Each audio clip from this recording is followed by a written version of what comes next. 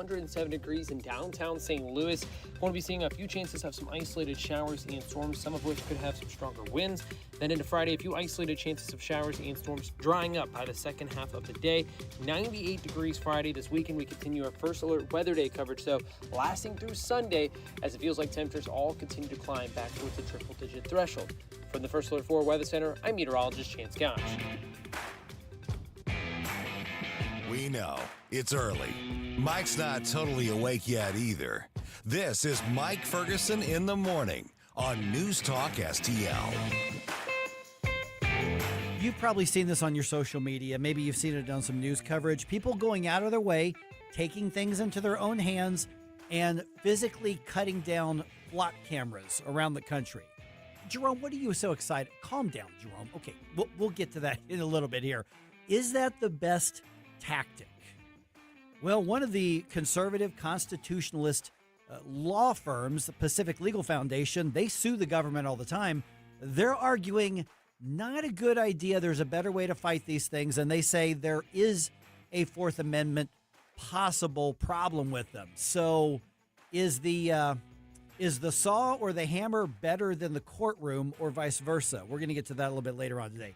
Hey, good morning. Happy Thursday. Don't forget, tomorrow's show is going to be from Mario's Donut Restaurant on Mugie Road in St. Charles. Man, we're going to have a lot of special guests stepping in and out and joining us on the program. You can meet at least one of our statewide elected officials. They're going to be at Mario's. That's all I can say at this point for a few different reasons, but I hope you can make it out. I mean, you're going to get a cup of coffee, you're going to get a donut, maybe a breakfast sandwich somewhere. So come on out, get it from Mario's, and say hi. Let's visit tomorrow. All right, so this coming weekend, after Friday, obviously this weekend, we are going to have a really special event. It's for our friends at the Freedom 13, and Mark Schmitz, founder of the Freedom 13, father of Lance Corporal Jared Schmitz, who was killed in that terrorist attack in Kabul about 5 years ago. He joined us on the Wednesday's program to give us the update on the big Freedom 13 Angels of Abbey Gate ride that's coming up this weekend and how you can be involved and some other ways that you can put some sweat equity into caring for our veterans and first responders who need to do some healing. You got a big weekend coming up here with the big Angels of Abbey Gate Memorial Ride that's happening, and it's happening Saturday. And I think a lot of people thought, well, isn't it too late to get involved? But it sounds like it's not. No, absolutely not. We actually take registrations the day of.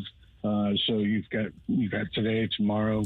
You got a few days to get on the list, and even if you have to wait to the very last minute, you can show up at one of the 13 different launch points, which can all be found on our website, freedom13.org. But we made it convenient to you can start at any one of the 13 launch points. Everybody rides into the Mid-Rivers Mall here in St. Peter's at the old Sears parking lot. So we all stage up there and then get a police escort from the wonderful guys at the St. Louis Police Department, and I believe a couple of counties or state troopers are helping out as well to block the way for us to go from the mall to Lakeside 370 Park. And that's where everybody will finalize and finish the staging down there. And then once they come in, you'll be greeted by a bunch of food trucks. Our Barley and Vine drink truck will be on site serving drinks. And then we'll have a whole bunch of great vendors, many of which are there to help veterans and first responders with many different things. So a lot of great groups of people that all have one common denominator, and that's to help our beloved first responders. And then at 1 o'clock, the music starts. Super Jam is playing in concert until 4 o'clock. So it's going to be a great day. It does sound great, Mark. What time does everything start on Saturday? And is this the first ride like this, or is this a continuation? So this is the 5-year anniversary of the bombing at the Abbey Gate, where we lost the 13 service members in Kabul, Afghanistan. But this is our third consecutive year doing a ride. Last year we had about 850 total participants come out. I mean, it was a fantastic sight to see. So no, it's our third year now doing this, and bigger is better, of course, but we're always happy to have just hundreds of people coming together, and hopefully eventually thousands. We'd love to make this like a mini Sturgis event right here in St. Louis. And it's great to see people that still care. They remember my son, and of course all those that made the ultimate sacrifice, and then those that are still with us, suffering from the invisible wounds that they've experienced through their service. And it's great to see people out there that just still care. Yeah, and Mark, you just mentioned, among the 13 from Abbey, your son, Lance Corporal Jared Schmitz, and it always strikes me, and we talk about this every time you and I chat. There's some element of this, is that you've got this massive event, hundreds, maybe 1,000 different vehicles involved with this, a big party and food trucks and concert, and all of this came from the most tragic news that any family can hear. And can experience and can feel. So when people are getting involved because they want to support the mission, all the positive things you're doing now, talk about, I guess, maybe those mixed feelings, because if obviously every family would want their loved one back, but now that we had that tragedy of the terrorist attack in Kabul, what you all are doing with this is just phenomenal. And so I know that that's never far from anybody's mind, and I hope while people are enjoying the food trucks and enjoying the concert and dancing away and having drinks, that they're remembering where all of this started. Yeah, it's a lot like Memorial Day. Everybody's out partying and barbecuing and having a great time. And my son would not want me to sit around depressed the rest of my life. We grieve in our own way privately, and when we have the opportunity to bring a lot of like-minded people together that all share one common love for our military, love for our law enforcement, and that presents itself as a fundraiser. And then that fundraiser helps us fund our overall mission, which, of course, is building recreational healing camps around the country for these same people, the veterans and law enforcement, first responders that are still with us, and help them with the healing process of getting through some of these struggles that many of us would never even understand, because we haven't seen and witnessed the things that these people have seen. So it's a monumental undertaking. I have mixed feelings about the party environment, but at the same time, I know my son would, we can't change the past. So he would want us to keep our chins up, move forward, and celebrate their sacrifice more than anything. And so that's what we're doing. And, this is not our biggest event of the year. It's our biggest and only ride of the year. But our biggest event of the year is always our gala, which is in February. Mm-hmm. So, that'll be coming up again in this coming February, the 27th. But this is more of a bring everybody together. It's a very affordable event. It's only $35 per participant, whether you're a driver, a rider, passenger, it doesn't matter. You get a free shirt out of it, and it's great. I love walking around town, and I'm in Sam's, and there's somebody wearing our ride shirt from last year, and it just it helps promote what it is that we're trying to do, and it keeps awareness out there. And there's well more than 13 that we've lost over the years. Sure. There's been hundreds of thousands, and this is an honor of all of them, really. But our main focus right now is our 13, of course. But there's so many wonderful people that have done things for this country that nobody else can say they've done. It's a very small percentage. Absolutely. Mark, this might be kind of a weird question, but this is like right in my neck of the woods. This is literally like goes right by where I live. Is this something where people kind of line the way too, in addition to going down to Lakeside 370? No, not really. Because gotcha. It's such a quick pass by. Yep. If somebody wanted to, sure. But it's not like it's homecoming by any means. It's. Gotcha. I would encourage people to be in the ride versus waving at it. You know what I mean? Sure. If you happen to be in one of those intersections and you see this monster caravan of bikers and jeepers and all that roll through, by all means, get out and show their support to them. But it's going to be a very quick ride from Mid Rivers Mall to Lakeside 370 Park there. So, I just encourage people to come out. And if you can't make the ride, you can always still show up at the park and participate that way as well. We have a Freedom 13 tent set up where if there's any shirts left, you can purchase a shirt even if you weren't part of the ride. And we've got a lot of other shirts still that we're selling, and flags. And we actually had Well, everybody knows about our Freedom 13 custom American flag that's got all 13 names on it. We just had a 10-foot by 20-foot replica of that made, and we plan to unveil it at the ride at the park. I haven't even seen it yet. I'm looking at it right now. It's still folded up. So it'll be a first for me to even see this thing. But it's a monster flag, and it's got all 13 names, and to see that just blowing in the wind is going to be something. Yeah, and if anybody wants to get a preview of what that looks like, just go on to the video stream right now because it's right behind Jerome. You know, you gave us that here at News Talk, and it has not come down, and it's not going to come down. That's displayed with every program that we have here. We're visiting with Mark Schmitz from the Freedom 13, father of Lance Corporal Jared Schmitz. You mentioned the camps. Obviously, this is fundraising for these healing camps right here. A couple of volunteer days coming up. But looks like later this month in about 10 days on the 22nd, then again in September, mid-September. What are some of the things that you need done these next couple of rounds? Because I want to put that out there because somebody's going to hear, oh, wait a minute, I know how to do that. Or wait a minute, my church group or my whatever group, we could handle part of that. What is it that needs to be done in the next steps of the volunteer days? Well, every volunteer day, there's yard maintenance to be done. That's for sure. We've got 171 acres out there, so there's always weed whacking and mowing and things of that nature. But we're actually in the midst right now of putting in 3,000-pound cement blocks as a retaining wall for our 40-foot shipping container Connex pavilion that we're installing. So that's going to be one of the agendas on the 22nd. To get ready to lay concrete for that and then move our shipping containers on top of it and then build the roof structure, which will be a great place to have events, to store some of the big farm machinery we have there.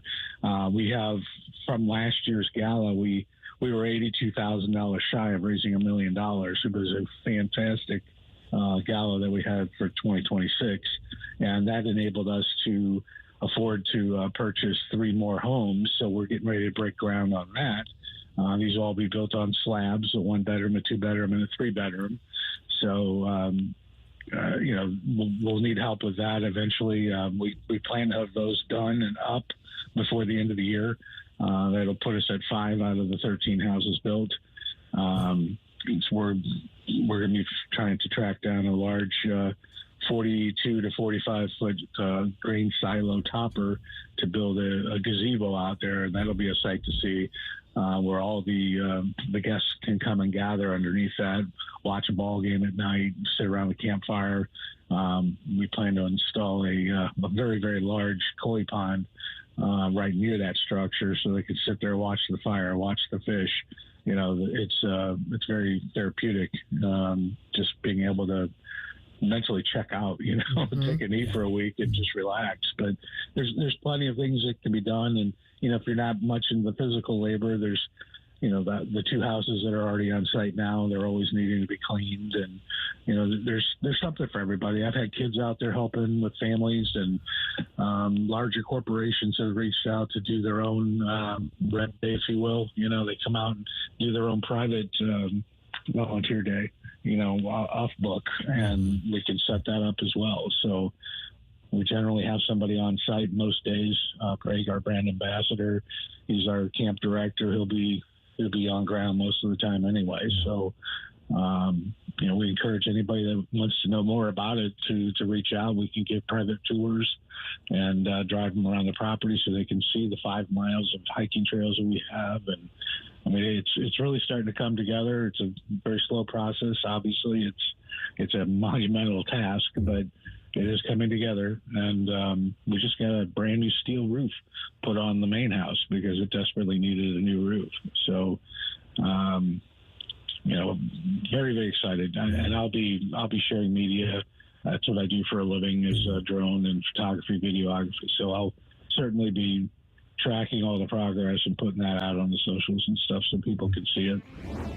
All right, time's running out to get your Flashback Friday bump music request in, so send those to Jerome at NewsTalkSTL.com. And, of course, we've got a lot more ground to cover here today on 101.9 and 94.1 News Talk STL.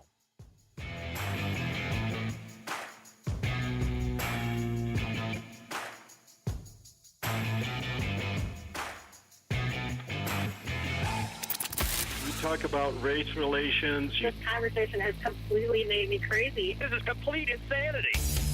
And I'm sick and tired of it. 101.9 and 94.1. I find it to be a conversation starter. News Talk STL. 1949, the last time a Republican held the top post in St. Louis City. A gallon of milk was 84 cents, and streetcars ran down Grand Avenue. Unfortunately, St. Louis City streets are no longer the epicenter of family and business life. In the 80 years of Democrat control, our city has been on a steady decline. Hello, Kirk Ilsinger, chairman of the Republican Party for the city of St. Louis, and we believe it is our duty to provide a different path forward. I invite you to our meetings the first Thursday of every month. Learn more at stl-gop.com. Paid for by St. Louis City Republican PAC. Curtis Farber, Treasurer. Tim Jones and Chris Arps in the afternoon. We're going to start calling you Scott Randolph Hearst Fawn. You've got magazines, newspapers. Everything you think about the establishment media, you're right. There is a extreme anti-Trump bias, and there's a significant liberal bias. Trump drives these people nuts. If you're trying to do a fair job in media, the Caitlin Collins of the world make your life harder. Tim Jones and Chris Arps, weekdays at 4 on News Talk STL. People ask all the time, who the heck is Low Cost Airlines? Well, we're not just one airline. When you're talking to us, you're talking to everyone. We are the discount supermarket for all airline tickets. Plus, we have all the airlines and always have the best prices. American, Delta, United, plus all the specialized international airlines and a lot more. And we make it easy. We guarantee you'll talk to a live human in 60 seconds. You can have the rates you need and have your trip booked in 5 minutes. Now, how cool is that? And remember, when you're talking to us, it's like talking to every single airline available with one fast phone call. All you need to do is call and find the best prices to fly wherever it is you want to go. So are you ready? Call Low Cost Airlines right now. 800-515-2397. 800-515-2397. 800-515-2397. That's 800-515-2397. When a child is diagnosed with cancer, the last thing parents should have to worry about is how to pay for it. This is a St. Jude moment. Imani wouldn't be here if it wasn't for St. Jude, and I can't imagine a better place to be. You know, it's a cliche thing to say, but I feel like my faith in humanity has been restored.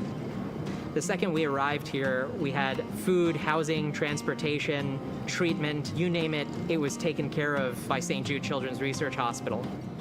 There was not a single other care in the world except for Imani, because St. Jude made that happen. The best way I can really describe it is this is heaven on earth. To the people who donate to St. Jude, you know, I just want them to know that I don't think anyone in this world or anything in this world has given me a greater gift. We came as two desperate parents, and they saved our daughter's life. Finding cures, saving children. Learn more at stjude.org.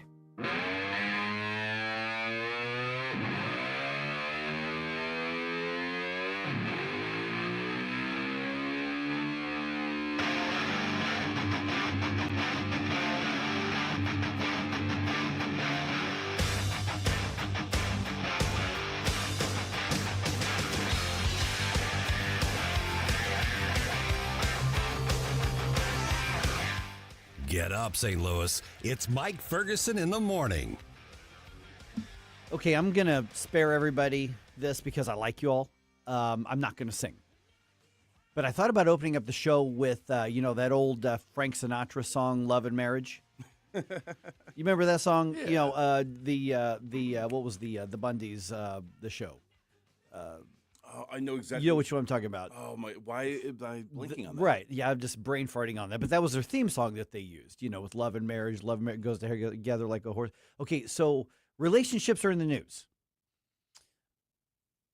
DOJ is cracking down on what they call sham marriages, a network that's been working for over a decade to get Chinese people residency and citizenship by finding Americans willing to go along with a ruse and actually go through a legal marriage. So kind of like the mail-order bride type scheme. See, exactly. Now, here's the funny part is I know several people who are in mail-order bride situations. I actually know guys. Matter of fact, my first wife is from the Philippines. Not a mail-order bride. met her here in the U.S. Don't get me wrong, completely regret that, that whole thing. But of her, I think she had three sisters in the United States. Of their very large family. She was the youngest of like 10, and of all of her siblings in the United States, she was the only one who was not a mail order bride. Wow. Yeah. So they're and now that's like a big thing now. The whole, of course, now they call it like passport bros. Mm-hmm. Guys are like, I'm not gonna find a wife here. I'm just gonna go somewhere else. I don't think that's the same thing. I don't. And maybe we can dissect that a little bit. Yeah, I mean, fundamentally, I think the passport thing is that you like to travel, you like to go to Right. cultures and people that have different sort of qualities. A lot less expensive over there, wherever there is. Whereas the opposite, I think, is somebody that gets very lonely and is just like, I'm just gonna take my shot.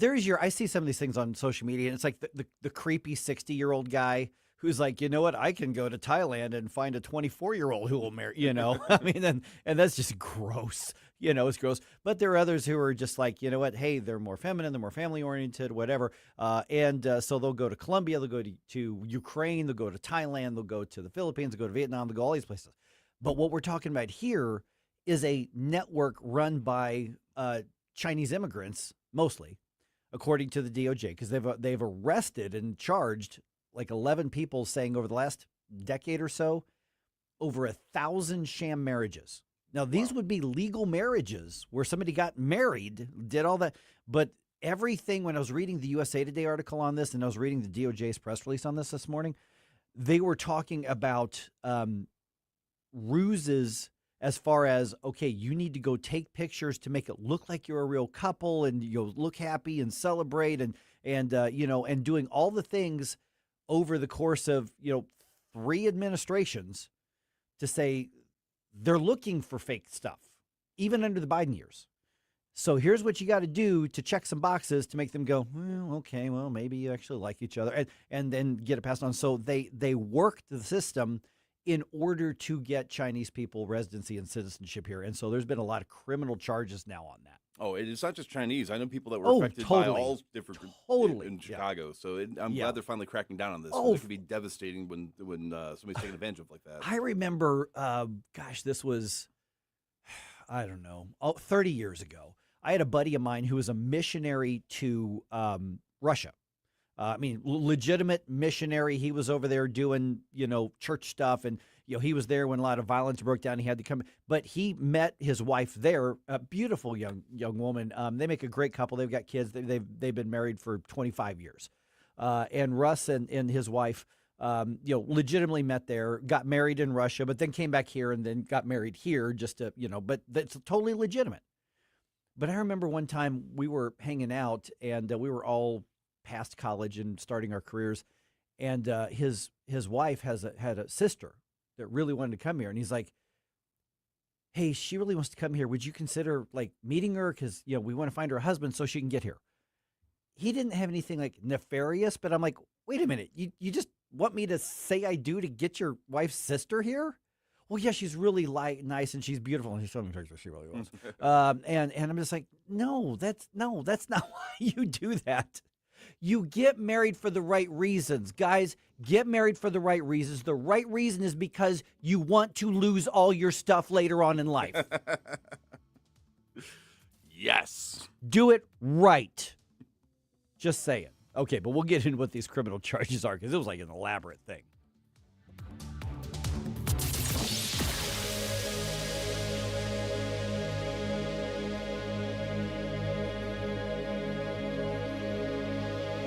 Hey, Jamie Ullman here for Window World. Did you know that Window World offers a lifetime warranty that covers all parts, glass breakage, and labor? They are one of the only 2 replacement windows with the Good Housekeeping seal of approval. Window World St. Louis has been owned and operated by a group of born and raised St. Louis residents for more than 23 years. And now Window World is offering 36 months same as cash financing with approved credit. Call them today. 800-GET-WINDOWS for a free in-home, no-pressure estimate. That's Window World at 800-GET-WINDOWS. Calling all patriots. Join the St. Louis County Republicans for the annual Lincoln Reagan Day Dinner, Saturday, September 19th at River City Casino. Our keynote speaker, Newsmax personality Rob Carson. Enjoy a full night of fun and information alongside state and local officials and candidates. It's an evening you won't want to miss. Dinner and program, just $75. For tickets, email Renee Artman at hotmail.com or call 314-398-6667.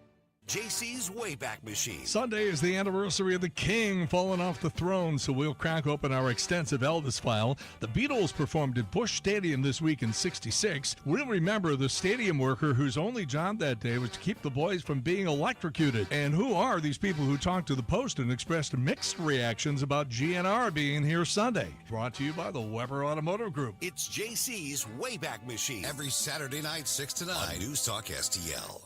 Hey, Colombo here for Intervine, a great local company that has customers all across the country due to the quality of their products. Intervine has the best flashlights, lanterns, headlamps, and even batteries, including the new Monster 2000 Lumen waterproof lantern and the Sentinel 2000 self-defense flashlight. Our home and vehicles are full of great Intervine products, and right now you can shop their website and get 25% off your entire purchase just by using my name, Tony, as your promo code. That's promo code Tony at Intervine.com.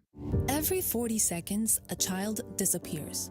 That's 2,000 children every single day. Find the Children is a nonprofit organization fighting to bring them home, but we can't do it without you. Your unwanted car, running or not, can help find missing kids, reunite families, and support the search and rescue efforts that protect children every day. We'll pick it up fast and free with a 24-hour response, and your donation may qualify for a tax deduction. Find the Children provides crucial resources to help locate missing children and educational programs that teach kids how to recognize and avoid predators before it's too late. Together, we can give families hope and bring children home where they belong. Donate your car today and help bring a child home. Find the Children, because every child deserves to come home. 800-757-1340. 800-757-1340. That's 800-757-1340. This advertisement was paid for in partnership with Cars R Us and Find the Children. KLGY HD3 Clayton, K270BW Bellefonte, KNBS Bowling Green. This is News Talk STL at 1019, 94.1, and always streaming at NewsTalkSTL.com. Breaking news this hour from Town Hall. I'm Rich Thomason. A former executive with the Southern Poverty Law Center has been arrested. Attorney General Todd Blanche says former SPLC CFO Heidi Bayuk faces bank fraud and conspiracy charges. I think as alleged in the indictment, this individual participated in the scheme as alleged. I believe she was part of the effort to open bank accounts in completely fictitious companies' names and make payments that to individuals for reasons that were not accurate as described. Bayuk allegedly oversaw fraudulent donor payments to informants inside hate groups, including one with whom she allegedly had a romantic relationship and held a joint bank account with. Parts of Indiana reeling in the midst of powerful storms and unleashed deadly flash flooding. There have been many high water rescues and evacuations. Power outages widespread. Other states, including Illinois and Ohio, have also been hard hit. Forecasters warn of the possibility of more rain.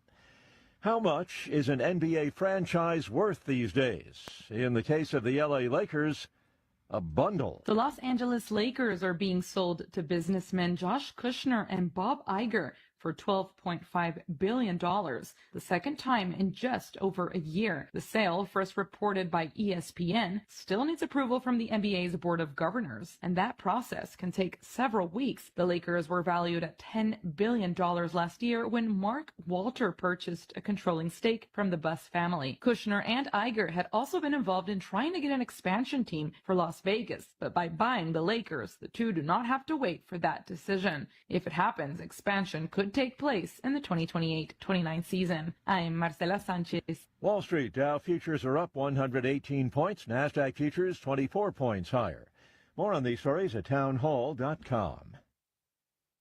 Are you carrying more than $10,000 in credit card debt? Do you feel like you're running on a financial treadmill, making payment after payment, month after month, yet never getting ahead? If you're tired of watching your hard-earned money disappear into interest charges, there may be options available to help you take back control of your finances. At Total Financial Freedom, they'll show you what qualified consumers may be able to save through programs designed to help them resolve debt faster than making minimum payments alone. The consultation is free, confidential, and comes with absolutely no obligation. Why spend years, sometimes decades, paying thousands in interest when there may be a better path forward? Total Financial Freedom is a Christian-owned company that has helped thousands of Americans pursue financial freedom for nearly 20 years and is proudly A+ rated and accredited by the Better Business Bureau. Call now and ask how you can receive a complimentary copy of The Debt Dietitian. Stop running in place. Start moving toward financial freedom at 866-844-7344. 866-844-7344.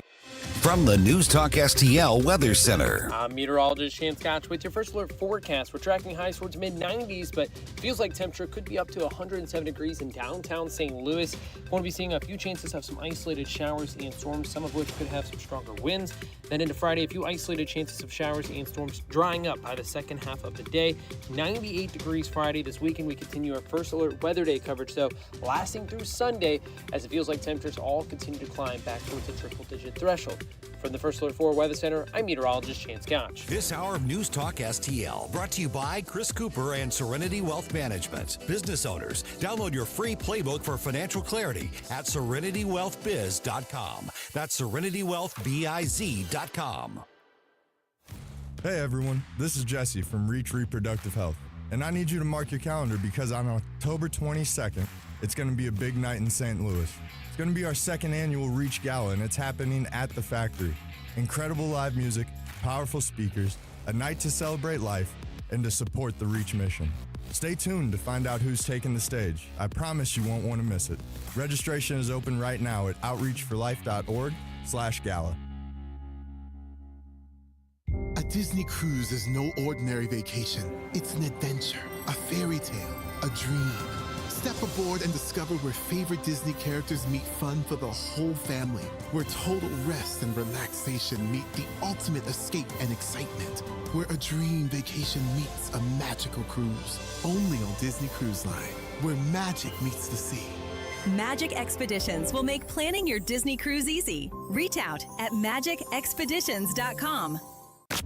On the next Larry Connors USA.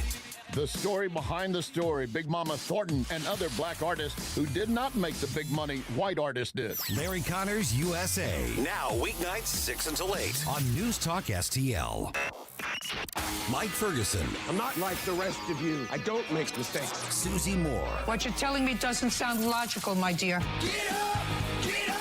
Can't you hear the alarm? Get up, St. Louis. You need to get to go. I need to be able to get where you need to go to do the work. Mike Ferguson in the morning on News Talk STL. Get up! Get up! This is your cousin. Okay, we say it a lot, especially, conservative media, those of us who are law and order, and that we want law enforcement to have all the tools that they need to keep us safe, right? Sure. But do we? There's a catch there. But do we? Jerome doesn't. I want all the tools to keep myself safe. Well, right. Yeah. Okay. Many law enforcement agencies, I've noticed this on social media the last couple of days, including I saw one yesterday, was the sheriff of Pulaski County, Missouri. And it was just the latest, who are going on to social media to push back against the pushback of the flock cameras. Okay. There's 120,000 of these. Anti-flockers. Yeah, exactly. So there's like 120,000 of these around the country now. And we've talked about during the campaign for the August election, that when we saw that, for instance, amendments 4 and 5 were going down hard, we didn't know how hard. But I mentioned there's an old saying in campaigns and politics, if you're explaining, you're losing. Yes. They're explaining. Okay. So this is also an area where you're going to see some divisions that don't go along the typical Republican, Democrat, left, right thing as well. Like, for instance, our good buddy Tom Weitzel, Wake, Illinois, big pro-flock camera guy. Mm-hmm. We saw in the race for St. Charles County Executive, Jason Law, defender going, yeah, but there should be all these limits to it. Mm-hmm. You know, Bill Eigel would be more of the anti-flock camera thing, and that's all within the conservative movement. I consider all three of those candidates conservatives over there. And so now you've also getting to the point where vigilantism is happening around the country. And people are going to finding ways to say, okay, the flock camera, let's just say, is facing north. It's looking that way. I'm going to come up from the south, and we're going to cut this thing down. And we're seeing cases of that all around the country. Matter of fact, at 7:35, we've got one of the lawyers from our friends at Pacific Legal Foundation making the case for, I don't like the flock cameras, but don't do that. Okay, I like it already. So that's where we're at. Okay, so if you want to look at the whole issue itself, our buddy Glenn Jacobs, he was given a speech, and I don't know when it was, but the Young Americans for Liberty group grabbed a clip of it, of him talking about flock cameras. So I grabbed the audio from that. There's a little bit of like the bed music underneath, which I thought was a little bit annoying, but here's what Glenn had to say about it. So just be warned that's got a little dramatic music on there. These flock cameras are all the rage across the country. The danger with flock cameras is they're sold as license plate readers. We've had those for a long time. License plate reader, your car drives by. If it has a certain license plate number, stolen car, looking for a murderer, Amber Alert, it flags it. Hit, police know the car, pass that camera. Okay, they go look for it. Flock cameras do really the opposite. They collect every license plate. They make a digital fingerprint of your car. Make, model, color, roof rack, bumper stickers. And the real danger is this. When they're deployed in large numbers, they essentially create a warrantless mass surveillance system because they can track your movements. What's interesting is the Supreme Court has already ruled against this sort of thing. 2018, there was a case reached at the Supreme Court, Carpenter versus the United States, in which the FBI had been warrantlessly collecting historic cell phone location data about this Carpenter guy. And the court said, you have to have a warrant to do that. Flock cameras are doing that, but they're doing that literally on steroids. They are a massive threat to our liberty, and it is just not compatible with the values of Americans. Okay, so dig in a couple of basic things. Glenn was talking about that one case that targeted one guy. This is overall mass thing. Does that make a difference on how the courts tend to look at these sorts of things? Well, I mean, there's a lot of factors that play into that. But you're talking about the difference between using a technology that's available to say, okay, we're searching for this person because we think they've kidnapped someone. Right. Okay, turn on your stuff. Let's find this plate. Versus we're getting all of your information. We're taking all of your information, and we've got it all uploaded so that if we want to go back and look, it's just like, kind of NSA stuff too. Right. There's a whole lot of liberty interests at issue here. And the Supreme Court, I don't think, has squarely addressed this particular technology, what specifically he's talking about. The precedent he's talking about, you can kind of overlay on it. But this is still going to be something that's going to be litigated for, years to come. Yeah. Good luck to the lawyers. Well, the other issue, ignoring the human element, where we keep finding people in law enforcement illegally accessing them to stalk and harass people sometimes, is that the technology itself just isn't fully there yet. So there's an article I was reading from the other day where a woman was falsely identified as a participant in a shooting by twice, two different shootings, misidentified the same person because of flock cameras. Cops thought they found the shooter. They pulled her over and held her at gunpoint until they figured out, oh, no, it's another false positive. And we're finding people's license plates are not being read correctly enough times. Like, there are a lot of false positives that are getting people needlessly in trouble with the law. Well, that's a danger, too. I mean, whether you're talking about human intelligence or artificial intelligence, if there's the capacity for error. So trusting any of it blindly should not be done. Because and I think I saw that article or one similar to it, like 0 and O. Which is very tricky. Yeah, 1 and I or 1 and L, stuff like that. Sevens and twos, apparently. Right, another one. right. Yeah, so, the thing of it is, have the technology, use the technology legally, but recognize that there could be a mistake there. It's not 100% guaranteed right all the time. Yeah, the post that I saw from the Pulaski County Sheriff's. I don't know why it showed up in my feed. I don't follow him. It just kind of showed up there. But I it just was wanted to say hi. basically he was arguing. He said, and he made he personalized it. I mean, from a comms perspective, communications perspective, this is what I would have advised him to do if I were like their consultant. And it was, we don't care if you're, going to the park or going to the ball game, and we don't sit there and look through the cameras and watch you and do that. But we have had cases where illegal aliens were suspected of trafficking something, and we had a read on, we had an idea of, what their license plate is or what car, and it flagged it. We chased down, Amber Alert and they're talking about, we found through this technology, we found suspects, we found, missing children, we found, that sort of thing. And I'm sure that I have no doubt that has happened. I mean, there's no doubt that technology has helped apprehend dangerous people or suspected dangerous people. But we have a history in this country of being skeptical to say, okay, you can do good things with this, but you also do bad things with this. What's next? Are you going to put cameras in my house to make sure we prevent domestic violence?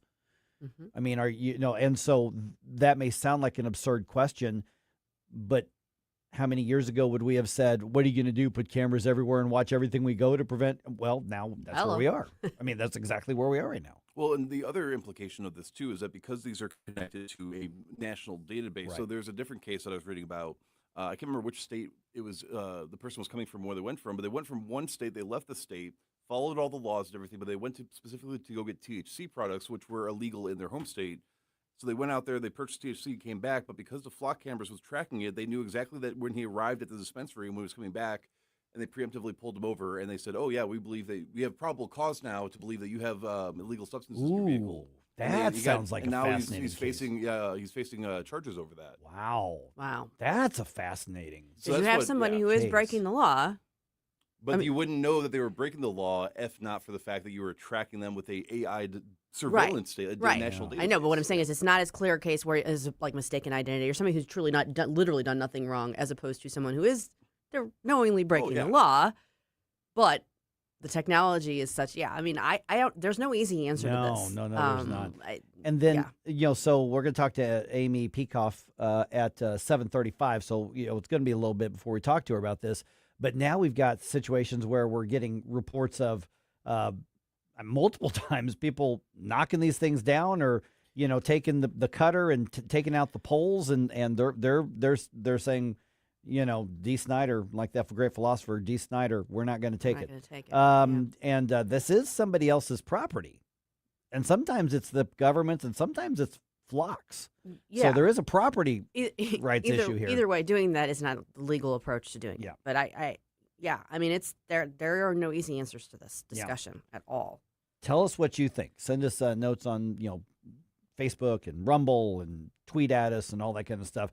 Because I'm curious what you think about that, because there are some who trust us. We don't hold the data only if there's evidence flagged, and then don't worry about it. So what? We're watching you. So what? We've got that. Believe me, we just delete it. And then another question is somebody renting or buying that data? Fair question. I mean, there's got to be valuable marketing information in there. Of course there is. I would think. Well, did you hear? What did I hear? St. Louis County is going to have to fire hundreds of police officers unless government raises our taxes. We're going to let me guess. Before you finish that, let me guess. What? Okay. We're going to dissect Sam Page's latest rantings at 6:20. So stay tuned.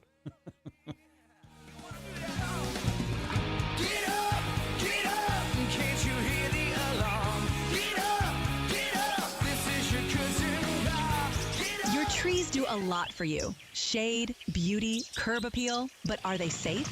Clever Tree Service has been protecting St. Louis homes and landscapes for over 20 years. Pruning, trimming, removal, stump grinding, even 24/7 emergency storm service. Fully insured, eco-friendly, and always focused on you. From Kirkwood to Chesterfield, Webster Groves to Wildwood, your neighbors trust Clever Tree Service. Visit clevertreeservice.com for your free quote today. Hi, this is St. Louis County Councilman Mark Harder reminding you to check out my new show this weekend. The St. Louis County Insider with Councilman Mark Harder. That's me. Every Sunday evening at 5, we will explore with you behind-the-scenes stories and information that you won't hear anywhere else. Plus, we talk to decision makers and influencers that have impact on what's going on in St. Louis County and beyond. The St. Louis County Insider with Councilman Mark Harder. I'll talk to you Sunday night at 5, only on News Talk STL. Lower your car payment today. Lower your car payment today. Yes, you heard us right. You can lower your car payment right now by making this free call and save up to $1,400 a year on your current car payments. Think about your current car payment right now. What's that costing you per year? Now think about what it would be like to put an extra $1,400 back in your pocket. That's the average savings our customers experience. We can help you drive the same car and pay less every month by lowering your car payment's interest rate to as low as 4.67%. At Rate Genius, we can work with you to refinance any car payment. If you qualify, it costs you nothing to find out how you can lower your car payment. To learn more, call this number right now. 800-493-5670. 800-493-5670. 800-493-5670. That's 800-493-5670. This hour of Mike Ferguson in the Morning is brought to you by Stifel. Request a portfolio review from your Stifel financial advisor at stifel.com. That's STIFEL.com.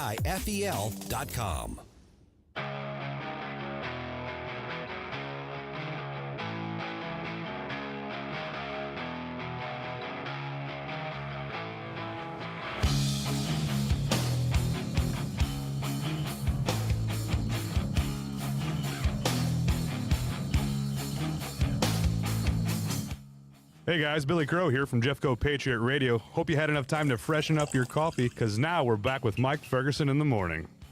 Oh boy, we got some reaction on that flock camera thing. I'm sure we did. Yeah, I think people have strong thoughts. 7:35. I want to bring some of that back because we're going to talk to one of the and Pacific Legal Foundation. They make a living suing the government over stuff. Mm-hmm.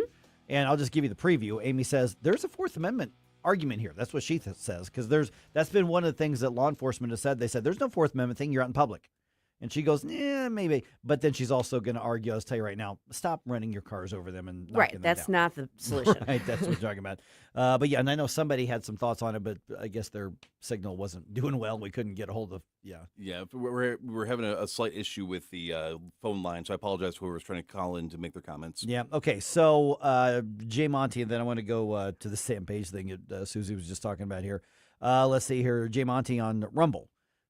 Flock cameras are much like the Patriot Act. In premise, it's great. However, things get used and abused, which then makes something that was supposed to have been good into government overreach and bad. What's the saying? The road to hell is paved with good intentions. Precisely. All right, it is 6:20 right now. Yeah, to Susie's point, and it's funny because I was just talking to Mark Harder, St. Louis County Councilman Mark Harder, about this yesterday.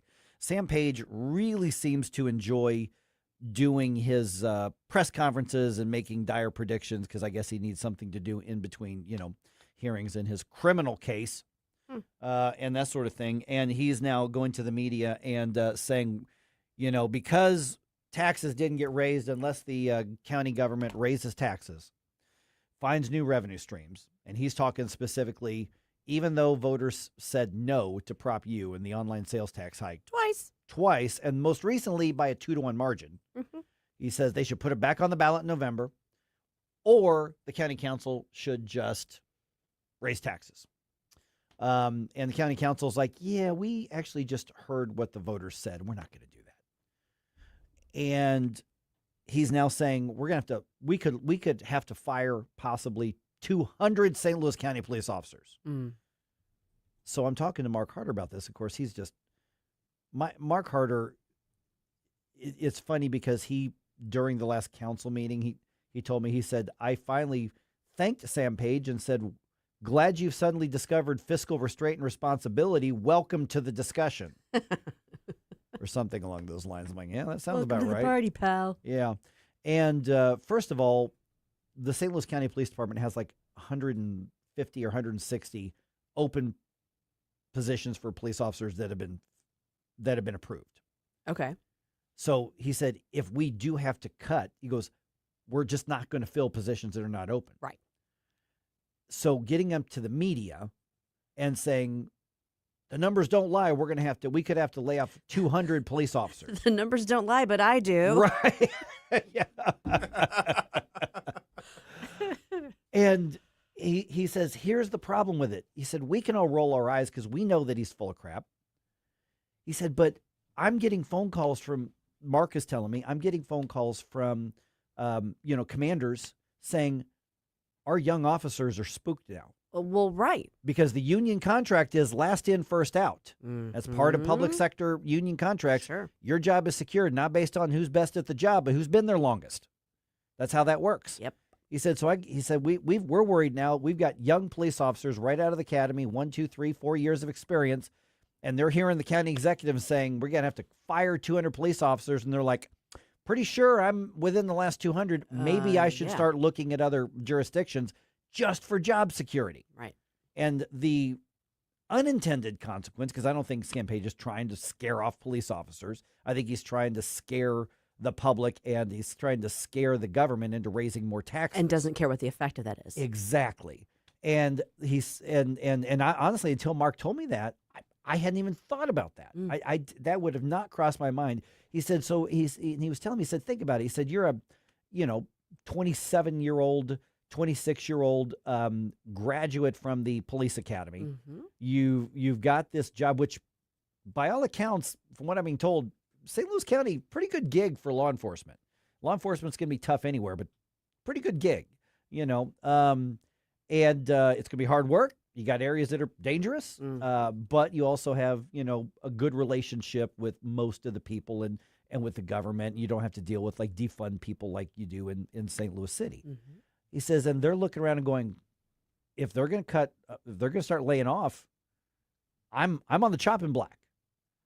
Okay, what's Jefferson County doing? What's Edwardsville doing? What all these jurisdictions that recruited like crazy out of the city of St. Louis because of the hostility to law enforcement there, and people were leaving for lower paying jobs for more secure environments, right, and frankly safer communities. Yeah. And he says we could end up potentially, he goes, we're trying to assure them this guy's out the door. None of us believe that. But if you've got a young guy or gal who's early in their career, they're thinking about starting a family, or they have a family, a young family, they're worried about their job security. Well, you'd be naive not to be Yeah. if you hear the chief executive of your county talking in those terms. You just turn the blind eye and think, oh, no, I don't know how you could expect them to just ignore that and not be concerned about it. I mean, if you're, let's take that hypothetical 26, 27, 28-year-old, officer, who's starting, maybe he's made it to sergeant or whatever, but, he's a patrolman, she's a patrol woman, whatever. And you got to sit down at the kitchen table and go, hey, they're talking about firing people. Are you one of the last 200 hired over the last couple of years? Well, yeah, they haven't hired anybody new for a while. They've got the positions, but they haven't filled them. Hey, what are we going to do? I really like it here, but I don't know. Maybe Lincoln County's got some openings. Maybe Jeffco's got some openings. Maybe Chesterfield City Police has some. That sort of thing. Well, and you also don't want to just wait to see what's going to happen, because then you're going to be in theory, if that were to happen, then you're one of theoretically 150, 200 people that are all out there looking for jobs all at once. Yeah. So, this could have secondary, tertiary effects that I'm sure Sam Page hasn't necessarily thought about and doesn't care about. See, because Sam Page has not figured out yet that he's not relevant to the decision-making process. Well, he's doing his damnedest to make himself. I know he is. And this is the only thing he's got left are these scare tactics and press conferences and dire predictions and trying to present himself as the county statesman on his way out to leave a legacy. He's not relevant to the decision-making process. He's not, but he's still having an impact on things. Yeah. And setting aside Lisa Clancy, I would like to know who the people are that are in the Sam Page fan club. Lisa Clancy and Sam Page. And Sam Page and the people in the executive offices right there. Well, that's what I was going to say. Like anybody else, like I've yet to meet, and again, I don't want to be like, I live in a bubble, whatever. I've yet to meet anybody who's singing the praises of Sam Page. But if they're out there, I would like to meet them because then I would like to know to stay far away from them. That's right. Because they're dangerous. Yeah, it's like guys who wear tap out T-shirts. Not to sit next to them on the flight because they're going to be annoying. Just saying. Thanks for the signal. Am I wrong? I feel like there's a story behind that you're not. I don't know. I just that doesn't. But back to this with Page. He's also loading the council with, here's a bunch of appointments that I want filled in these positions. They're going, no, we're not. We're not doing that. You're going to appoint a bunch of people on your way out the door, right? Because they all have to go through the council anyway. And this is not a Republican Democrat thing. Their council just going, no, we're ridding ourselves of you. And you know who else has not figured out the Sam Page is no longer relevant to the decision-making process? The media in town. Mm-hmm. Well, yeah, but I guess they've got to cover their bases. They have to go to his office, to him, to get the statements. They have.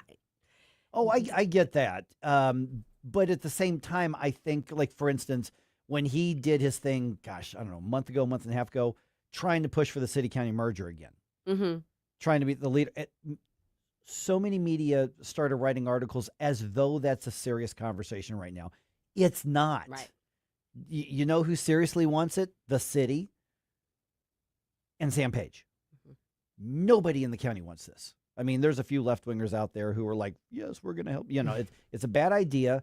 It got crushed when it was brought up. Now, the one they're talking about now is a little different plane. It's just the city joining back into the county, not the city taking over the county. But they're running with this, and they're not mentioning anywhere Sam Page, who's under criminal indictment and facing criminal charges. Right. Sam Page, who is currently under ethics investigation. Right. Sam Page, who is not running for re-election and will be out of office within months. They're not. They're still just leaning into the title because media also has an interest in the conflict. Well, it seems. I mean, I know that they do seek out the council members as well, and they do get their statements and responses to things. But it does seem like there is this sort of blind spot there on the media's part, and I get it as a member of the media. I get it. You're sometimes kind of led around by the nose based on which prominent official is saying what. I mean, you have to report on that. You don't have to take it as gospel. Exactly. It's important to give it context. It's important to recognize that, yes, all of those things are true of Sam Page. Context is the key thing. It is, and they're very, very picky and choosy as to which context they put out there. Yeah.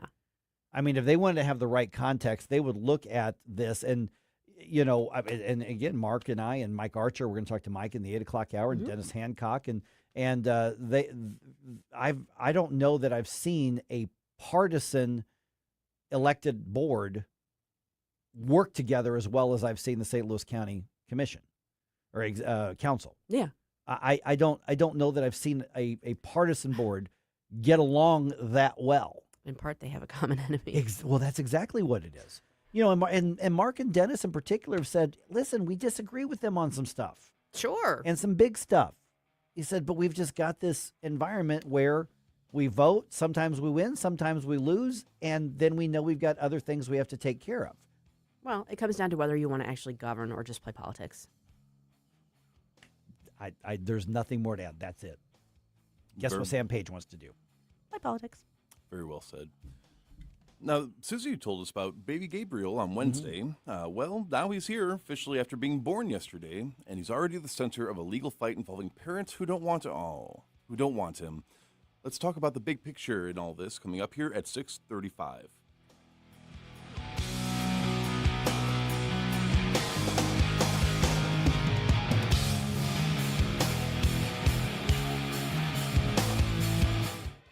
From the NewsTalkSTL Weather Center. I'm meteorologist Shan Scotch with your first alert forecast. We're tracking highs towards mid-90s, but feels like temperature could be up to 107 degrees in downtown St. Louis. We're going to be seeing a few chances of some isolated showers and storms, some of which could have some stronger winds. Then into Friday, a few isolated chances of showers and storms drying up by the second half of the day. 98 degrees Friday. This weekend, we continue our first alert weather day coverage, though, lasting through Sunday as it feels like temperatures all continue to climb back towards the triple-digit threshold. From the First Alert 4 Weather Center, I'm meteorologist Chance Gotch. Got scrap metal, junk cars, or old appliances taking up space? Turn that clutter into cash. Since 1968, 21 Recycling and Scrap Metal has been the area's trusted name for recycling. We buy copper, brass, aluminum cans, scrap iron, wheels, catalytic converters, AC units, water heaters, washers, dryers, and yes, junk cars too. With our brand new truck scale on premises, getting paid is fast and easy. Old Highway 21 by Highway M or 21-recycling.com. Hey, Jamie Allman here, looking for the ultimate escape? Well, welcome to Santino's, where luxury meets authenticity in a stunning 6,000 square foot destination. Browse hundreds of premium cigars in the walk-in humidor. Explore more than 700 bottles of whiskey. Whether it's their non-smoking wine room, gaming lounge with custom poker tables, it's Santino's just off Highway 55 at the Imperial exit. See them at Santino'sCigarCocktails.com. That's Santino'sCigarCocktails.com. Life's legal challenges deserve experienced representation. For over 15 years, Cole Combs Attorney at Law has been serving St. Charles and surrounding counties with comprehensive legal expertise. From tax preparation and estate planning to family law and criminal defense, Cole delivers personalized solutions for your unique situation. You have traffic tickets, need a business formation, real estate matters, one call will handle it all. Cole O. Combs Attorney at Law. Call 636-949-0010 extension 3 today or visit colecombs-law.com. Number one for live and local conservative talk. I just would like to get your comments on that. I'm so glad that you're on the radio, and I want to thank you for that. I'll tell you why. 1019 and 94.1. I love these people. St. Louis is number one for conservative talk. News Talk STL.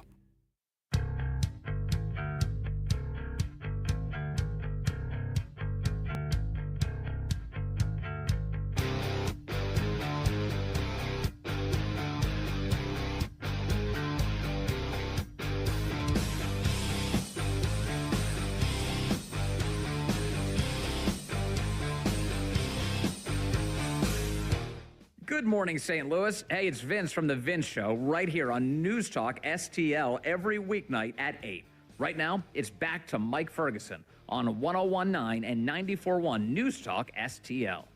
Okay, what I'm about to say is not about politics or partisanship. It's the whole bigger picture here. When we devalue life, everything else gets more complicated. And that's not politics that I'm talking about there, okay? This is the case of baby Gabriel, who's now born, as Jerome just said. Mm-hmm. He was officially born, I think, when you first brought this to my attention, because I hadn't heard about the case. He had not been born yet. Then he was born yesterday.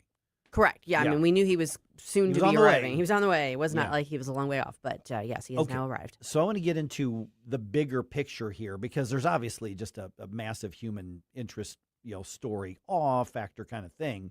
And factor kind of thing. But I think it's more complicated than that. But also, don't forget, Susie and I are going to be at Mario's tomorrow.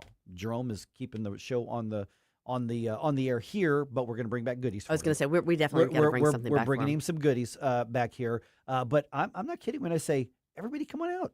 Yeah, say hi. Come have a donut. Come have some coffee. Come have a breakfast sandwich. Yeah, because one of the things, first of all, we love meeting the people who are part of the show here. Yes. And that's you all. You're part of the show. So come on out, say hi. Also, remember, Mario's is a supporter of this radio station. You're going to get a cup of coffee somewhere. You're going to get some eggs somewhere. If you want a donut, come on out and do it and say hi in the process. Stop by for a couple minutes or just sit and hang out while we do the show. And I mean, their donuts are just amazing. Anyways. Even if they don't care about you, go out there and get a donut. It's worth it. 100%. Also, we don't bite except for the donuts. The donuts fear me. Yes, they should. Yes. Rightly so. That's right. Especially the one with the sprinkles on it, because I have the sweet tooth. I've actually seen Mike Ferguson pick extra sprinkles up out of the box and top them off. They fell down. Why would I waste them? They fell down. Why would I waste them? I have these. He is a sprinkle hound. I have the sweet tooth of an 8-year-old when donuts are around. He does. But no, it's good. It's going to be right there on Mugi Road, or just put into your maps Mario's Donut. Mm-hmm. It'll take you right there. We're doing the whole show from Mario's tomorrow. Conveniently located next to where Susie lives. Right. And there's plenty of space, plenty of room. I remember the first time I went into Mario's, I was surprised because you think a donut shop and you think of something like the size of our studio. No. Good size. This is big. A lot of room. It's going to be a lot of fun. So come on out. Details are at NewsTalkSTL.com. Okay. Baby Gabriel. Yes. I honestly am kind of embarrassed that I'd missed this story until you said it yesterday.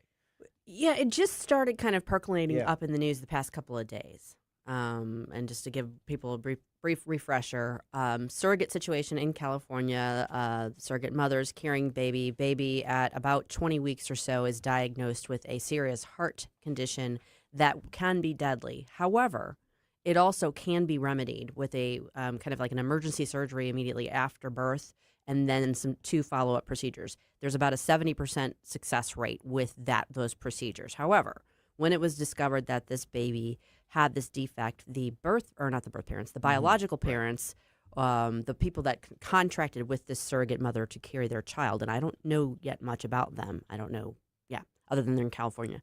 They asked her to have an abortion. They wanted her to abort the child. Well, did they ask her? Didn't they just say, "Hey, we've got a contract where we have this authority"? Yeah. Yeah. I mean, they were saying, pursuant to our contract, you need to abort the child, and she did not want to do that. So she subsequently left California, went to Texas, sought legal recourse there, basically to protect the unborn baby and to seek to have the medical care that the baby would need, available to the child, because obviously, since she's not the bio parent, right, she doesn't have a lot of legal rights, even though she's carrying this child in her body right now. Right. So Texas Attorney General Ken Paxton, his office went to court on behalf of baby Gabriel and sought this relief. They got that relief. There was a court order entered, I think, what's today, Thursday, on Tuesday, basically saying, this baby should be given this care when the baby is born, that sort of thing. Well, baby was born yesterday and has, I think, already undergone the first procedure. The flip side of that is that in the meantime, the bio parents sought and were given a restraining order that basically says that the birth mother, McKenna, cannot have any contact with the baby. Now, she can't hold the baby, she can't see the baby, and Texas is honoring that. Yeah, and I guess as much as that is heartbreaking too, I can understand that. Technically, legally, that child is not hers. Yeah, that's why I was careful when I was looking at this and writing like this stuff on her show sheet. She's not actually the mother. Surrogate and mother are not biologically are two different things. And that's why I say it gets really, really complicated because surrogacy, in theory, should have been a very pro-life thing. But it's turning out to be something different in many cases. Yeah, it is. It is until the bio parents think otherwise. Yeah. But I mean, she, bless her for fighting for the life of this baby and making sure that he could arrive safely. Because she's offered to adopt the baby. She has. Yeah, she has. So maybe I just don't know enough about the way that this stuff works. But I thought the surrogate mother was who the baby, gestates in and then is released into the world from. Correct. Right. Which released into the world. I'm trying to pick it's more. I know. If you've had kids, that's kind of what happens. But I'm not. Yeah. Does that? I guess from a legal perspective, it's different. But that should still be the mother. That's who. No. From a biological perspective, it's different because the sperm and the egg came from the biological parents, and it was implanted in her. So she didn't have a role in creating. She's to make the incubator. Yes. Correct. Yes. Okay, I'm starting to understand why the left has such a hard time defining a woman now. Because if the baby came out of the person, then that should be that's the mother. That's who that is going to imprint with, is not? There's got to be a bond that's created when you carry this child, this human being, for all this time. But biologically, it did not. It was in her, but did not come from her. Oh my Lord! Yeah. Well, okay, so that's what surrogacy is. Yeah. It's not. Yeah. So I have a family member that was born from surrogacy. Mm-hmm. So I'm very well acquainted with this. Yes, biologically the child belongs to, and legally the child belongs to its biological parents. The birth mother, the gestating mother, the incubator, gives birth to the child, but does not have legal rights and is not biologically linked to the child. Right. It's complicated. Yeah. It is complicated. Yeah. And so I can understand basically, initially, let's just say there weren't all these complications. Surrogacy contract in place, birth mother gives birth. That person does not, they've already signed away their rights to the child, just like with an adoption situation that's arranged ahead of time. They've signed away their legal rights to the child. So they're on that, I get it. But she fought for the life of this child. And for that, she one way or the other, she saved the life of this child. Yeah. Yeah. And kudos to Texas for being willing to step in, and to the doctors and who are treating this child and hopefully giving him a chance at a healthy life. And I'm not trying to derail too much from the stories, but so in these situations where you have a surrogate, is it dependent on the contract, or is it dependent on state law whether or not you have abortion rights as the DNA providers? Wow, that's such a relevant question. It is, and it's both. I mean, state law is going to govern whether the contract is valid or not. I mean, depending on where you signed it and what provisions it has. And each state obviously has somewhat different laws when it comes to abortion, that sort of thing. I don't think yet it's been put to the test legally, at least not all the way up, that you can force somebody else to have an abortion. Right. I mean, that's the thing. And that's what we're seeing running into with these two recent surrogacy cases, is the people that have the right, theoretically have the rights to the child, are saying, oh, we don't want the child. We want you to terminate the child. And the person carrying the child is like, no, I'm not going to do that. So, yeah, I mean, we're going to see this battle throughout the courts, and it brings in all of these fraught issues that have to do with whose rights are involved here. My body, my choice kind of goes out the window when we're talking about a surrogacy situation, but it's their body. I mean, yeah, you can't make that argument logically. That's not going to stop people from doing it, but well, and what's happened with the surrogacy thing, like I said, in theory and concept, this could have and should have, and at one point was a very, very pro-life thing. Yes, very much so. And what we're starting to see and what we are seeing are examples of, okay, it's really just contract law by people who are looking for designer babies. That's unfortunately what this has become in some cases. I mean, in many other cases, it's like, physically her body can't handle it. So we found somebody who can, and and I would suspect most of the time it's what your family had. They want a child, they want a baby, they want to bring a life, and this is the way they can do it. Here's the vehicle, the venue to do it. And in this case, what we're also seeing is, well, it's not perfect, or it's going to be difficult. Just get rid of this one. We'll try again somewhere else. Well, see, so here's the thing. Yeah. That attitude, that approach has been with us for a long time from people that are pro-abortion. Yeah. They could be carrying their own child. Not leave surrogacy out of it. There are plenty of people who subscribe to the notion that if you get so far along in your pregnancy and decide that you do not want this child because they're going to have a birth defect, or might have some sort of chromosomal issue, that sort of thing, it's perfectly fine to terminate it. There are people that are firmly in that camp. Now you introduce to that equation a third person who's involved intimately in the situation because they're actually carrying that child. And it's like, okay, well, what rights does that person have over the child that they're carrying while it's still in their body? It's a very complicated situation. We're going to see patchwork litigation all over the place. Because you got 2 states involved. Yeah, well, we're going to have 50 states involved. Yeah. And we're going to see all kinds of litigation coming out of this. I can tell you that right now. I'll end where I started, is that when we devalue life, which in this case, this approach to surrogacy is exactly what we're saying. When we devalue life, things get incredibly complicated. Yes, they do. And the more complicated it gets, the more arguments that people are going to have to find ways to continue to devalue life or to value life more. And that's why I keep arguing. Remember, being pro-life is not just about politics and who you voted for. It's all of this. It all comes together. All right, well, we want you to join News Talk STL for the annual Leadership for America dinner 2026. It's September 2020. I'm sorry, I got to start that over.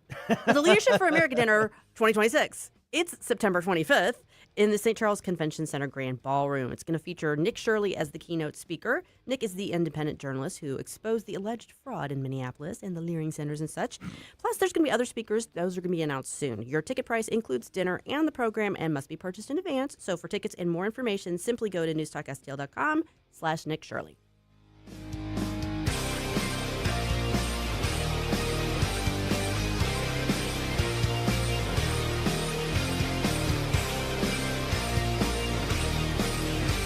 Mike Ferguson in the morning. Always be yourself unless you suck.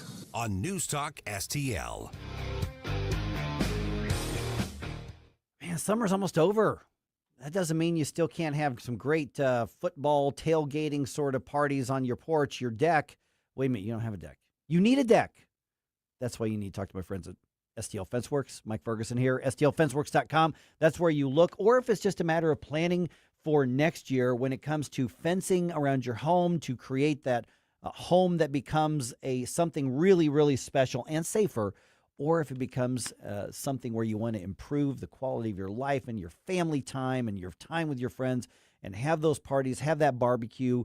Fall is about to be here, so you know what? Temperatures are going to be gorgeous for cooking out and eating outside, and STL Fenceworks not only can do it right, but they can do it with materials that, first of all, are American-made, so you avoid the extra cost of tariffs and things like that, but it's also guaranteed. Listen, they don't go around and just find anybody on the street and say, hey, help us build a deck here. They have professional crews because they've been in St. Louis for over 50 years. This is a family-run business, and their reputation is at stake. And you know what?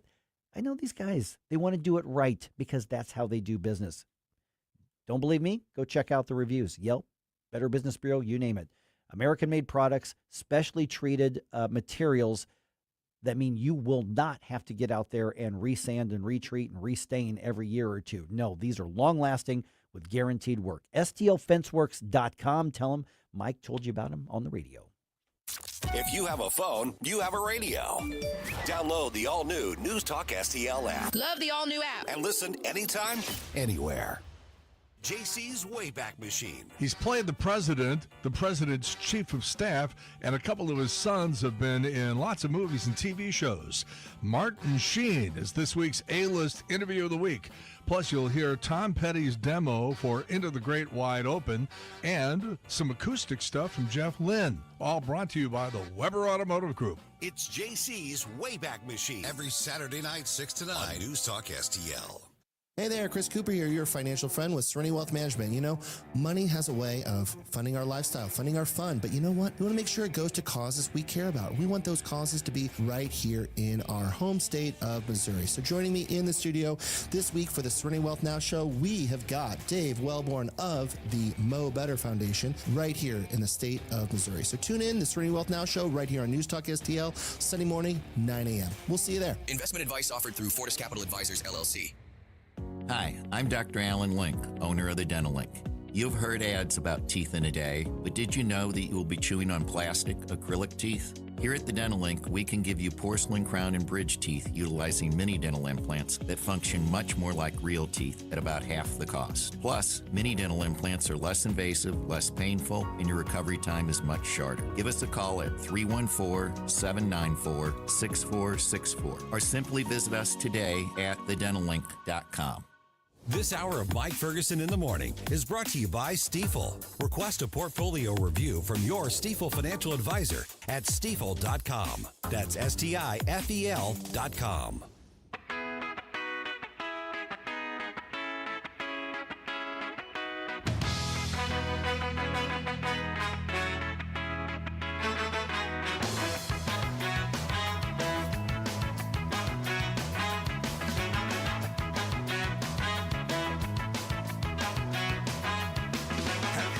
Hi, it's Randy Tobler here. Pour a big cup of coffee and catch my show every Saturday morning from 6 to 9. Right now, it's back to Mike Ferguson in the morning here on NewsTalk STL. Took me back to college on this one. Mighty Boss Tones. Mighty Boss Tones. Yeah, there it is. All right, smoke is pretty much cleared out, and the all clear is issued on the east side. Got an update to that situation there. I mean, we're talking hundreds and hundreds of homes and businesses affected. Yeah. And I didn't even think about this. Part of the East St. Louis School District, nobody could go to school. Oh. Or not go to school, but they couldn't, because there's stuff going on pre-school year. Right. They're getting ready to start. And so there were activities. Many kids have already gone back to school. I don't know what. Oh, have they already started? Oh, yeah. This is back to school week. Oh, well. It's been all over my Facebook feed. Not in East St. Louis yesterday. Okay. That's for sure. Also, federal officials targeting fake marriages. Mm-hmm. Okay, so they're legal, real marriages, but they're sham marriages. Okay. Yeah, well, basic details now. I want to get into this in a little bit here. This is interesting here. And dare I say it, I don't want to jinx anything, but are the Cardinals on kind of a roll right now? I don't know. All right, 6:51. Let's do a news dump. The Morning News Dump, brought to you by The Nutrition Stop. The Morning News Dump. Are you joking? Is this a joke? Listen, folks. The Morning News Dump. All right, that shelter-in-place order affecting parts of the Metro East is now lifted. The chemical fire at the Container Port Group facility in Sauget involved a chemical that's abbreviated TCCA. You say, Mike, okay, what's the actual name of the chemical? I'm not going to try to say it on the radio. There's a lot of vowels. Okay. A lot of vowels. But it is used for things like bleaching, killing bacteria, killing algae in swimming pools, and the fire was contained within hours. And here's the thing. This chemical, from what I'm reading in these articles, a little bit of water that it works into, swimming pool, household situations, it works as it's supposed to. A lot of water, like a fire hose, not so much. That's so much. And, of course, it was on fire. And then you had this massive plume of smoke with these things that are irritants. I mean, think about if you're in the swimming pool and there's too much chlorine and bleach in there. Now imagine that in the air everywhere, which is why the shelter-in-place order was issued. So, like I said, the fire contained within hours, and what's left of the smoke from that fire, because there's still some smoke that's happening. There's not that giant plume that we saw yesterday on the news, but that is expected to completely dissipate soon, and it's considered safe now. So I wouldn't be surprised if there are some people around Sauget and Cahokia Heights and East St. Louis probably like, man, that's why are my eyes red? Okay, that's why. That's why. So it's dissipating, and the environmental, folks, as far as like the people who do the real stuff, they're saying that, this is going to dissipate. It was not enough to do any permanent damage anywhere. It'll float out into the atmosphere and cosmos. It'll be fine. But it could be a little irritating for the next day or so. The good news is no injuries are reported on that. Good. Yeah, so nobody got hurt, but not a good fire. And that particular plant, there was a search done and questions. Apparently there's no record of like violations or sloppiness or anything. It just something happened. They'll figure out what the fire was, what started it. Yeah. But there's no history of this company having problems. Okay. Yeah. Well, hopefully they can get to the bottom of what caused it so they can prevent it going forward. Right. Yeah, exactly. All right. I want to talk about this in more depth here in a little bit. The Justice Department announced on Wednesday it's charging almost a dozen people, accusing them of organizing over 1,000 sham marriages. 1,000. Yeah. Mostly to help Chinese nationals gain U.S. citizenship or at least residency. Attorney General Todd Blanche, notice it didn't say acting, Attorney General Todd Blanche, pledges to enforce these policies and in addition to other border security and immigration policies. Gaining American citizenship and legal status to reside in this great nation is a sacred privilege, and we will ensure it is always done in accordance with the law protecting our communities and national security. Okay, so here's what they're doing. They are moving to limit the documents needed to enter the U.S., but the State Department said earlier this week it's revoking over 175,000 visas. The administration previously faced some backlash for screening people's social media accounts to justify stripping them of their visas, but now what we're finding here is that as part of this whole ruse, the companies involved in this were using social media to say, okay, post these pictures and things so it looks like this is a real sham marriage. Yeah, I mean, if anybody who's hoping to put one over on the government at this point who's not doing that is very naive and behind the times. Now, here's what I want to get into, though. Do you want government stepping in and judging, well, you guys are actually in love. This is actually a real marriage. Yeah, because it's not as it's not as easy as it sounds. It's not as easy as it sounds by the people involved. Yeah. Yep. All right. You probably heard about this. Governor Kathy Hochul from New York and also State Attorney General Letitia James, Mayor Zoran Mamdani announcing over $7 million in taxpayer funding for the legal defense of over 100,400 migrant children who are possibly subject to removal by federal immigration enforcement. And they're calling this an operation to combat what they're calling ICE overreach. And this is what they're making a big deal out of. So Border Czar Tom Homan was on Hannity last night, and he says, you know what? You know who's putting kids at risk? Yeah, people like this. Since I've been border czar, I wrote these numbers down. Since I've been border czar, New York State has denied 14,000 detainers, over 14,000 detainers. Who are they? 6,800 illegal aliens with assault convictions, 800 convictions for child crimes. Don't tell me you're trying to protect children. Okay, governor says that state law enforcement agencies have been given 13 days to end agreements with ICE, or they're going to face sanctions from the state government in New York. You know what? Here's the bottom line. We're talking about minors. You're talking about children. Right. They are victims here. Yeah. And they do need someone looking out for them. The thing is, it wouldn't be in a situation where you have to be spending all this taxpayer dollars on guardians and systems and organizations to defend them if you weren't doing all these other things to mess up the process. Right. Caroline Leavitt leaving the Trump administration. I know. Yeah, the president made that announcement on social media, followed shortly by a statement from Leavitt on her social media account confirming the change. The 28-year-old press secretary stepping down at the end of the month to focus on family. Now that she and her 60-year-old husband, Nicholas Riccio, is it Riccio? Riccio? I think it's Riccio. I think Riccio. They have a new baby, so they now have two children. Two children, actually. two young children. Pretty common. You get in your late 20s, you have a couple kids, you're like, I think I want to do this. Yeah, I think I might need to spend some time with them. I suspect there's probably a book or there's probably, some pundit and commentary gigs. I don't think she's going to go without a job for too long. Not that they need it. He's a pretty successful real estate redeveloper, basically, is what he is. Cardinals actually won the game and won the series against the Phillies last night. Final score 7-1 at Busch Stadium.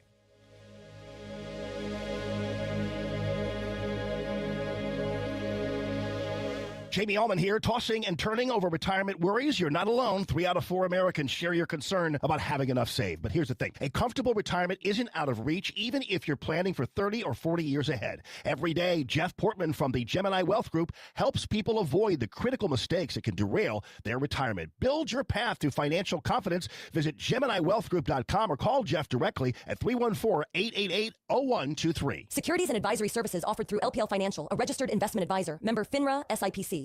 Simply Health with Dr. Brian Deloney. Statins lower cholesterol, but do you know how they actually work inside your body? And what if there were natural approaches that work through completely different biological pathways? This week, we're diving into cholesterol science you probably never learned. Don't miss it. Simply Health with Dr. Brian Deloney. Saturdays at noon on News Talk STL. To find out more about Simply Health Integrated Medical, log on to simplyhealthintegrated.com.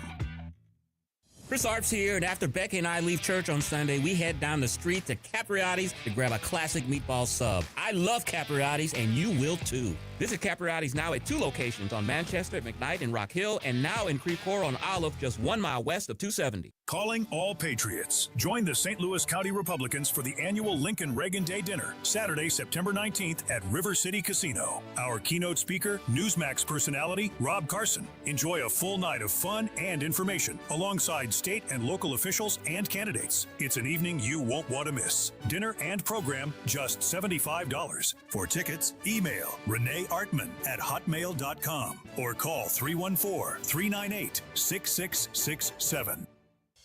All the information I need on the drive to work. Mike Ferguson in the morning. I keep it on throughout the day, whether it's local, national, or something big that's happening overseas. News, analysis, and opinion. St. Louis is #1 for conservative talk. News Talk STL. KLGY HD3 Clayton, K270BW Bellefontaine, KNBS Bowling Green. This is News Talk STL at 1019, 94.1, and always streaming at NewsTalkSTL.com. Breaking news this hour from Town Hall. I'm Rich Thomason. So much rain in such a short period of time, unleashing devastating flash flooding across the Midwest and the Ohio Valley, with evacuations, high water rescues, and some fatalities. Jonathan Whittam with the Indiana Department of Homeland Security says that a young child was killed. Sadly, the 4-year-old died in Jennings County. That was a tree that fell on their home. And we have reports of various levels of injuries across the state. And again, 2 other fatalities that may be weather-related. We're working on confirming those. Parts of Ohio are also flooded. Forecasters not ruling out the possibility of more rain. Tropical storm Hernan has formed out in the Pacific, but posing no threat to land. It is a desperate situation in Colombia as the clock keeps on ticking. The rescue operation following a powerful earthquake that struck Colombia on Monday is growing more desperate by the day.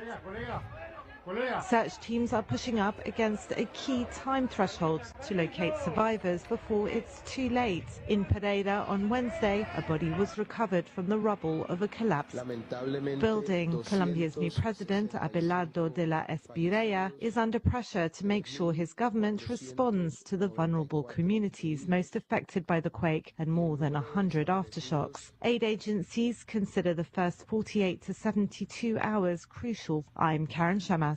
An Army Apache attack helicopter has crashed near Fort Hood, Texas. Both crew members on board were killed.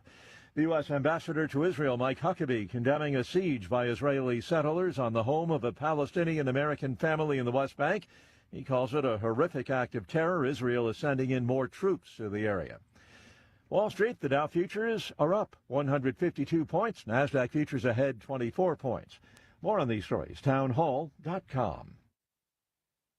Hi, I'm Kirk Cameron. Christian Healthcare Ministries is not another health insurance policy. If you're tired of year-long contracts and pointless restrictions, CHM offers anytime enrollment on your schedule and at your convenience. With CHM, you're paying half the cost of a traditional health insurance plan. So that puts more money back into your budget for everyday needs. Plus, you'll have access to CHM's care solutions for virtual appointments, prescription savings, surgery support, and more. My family and I joined in 2018, and it's changed our lives for the better. We love paying way less while helping other believers afford their medical bills. Take the leap of faith and see why Christians across the nation are better with CHM.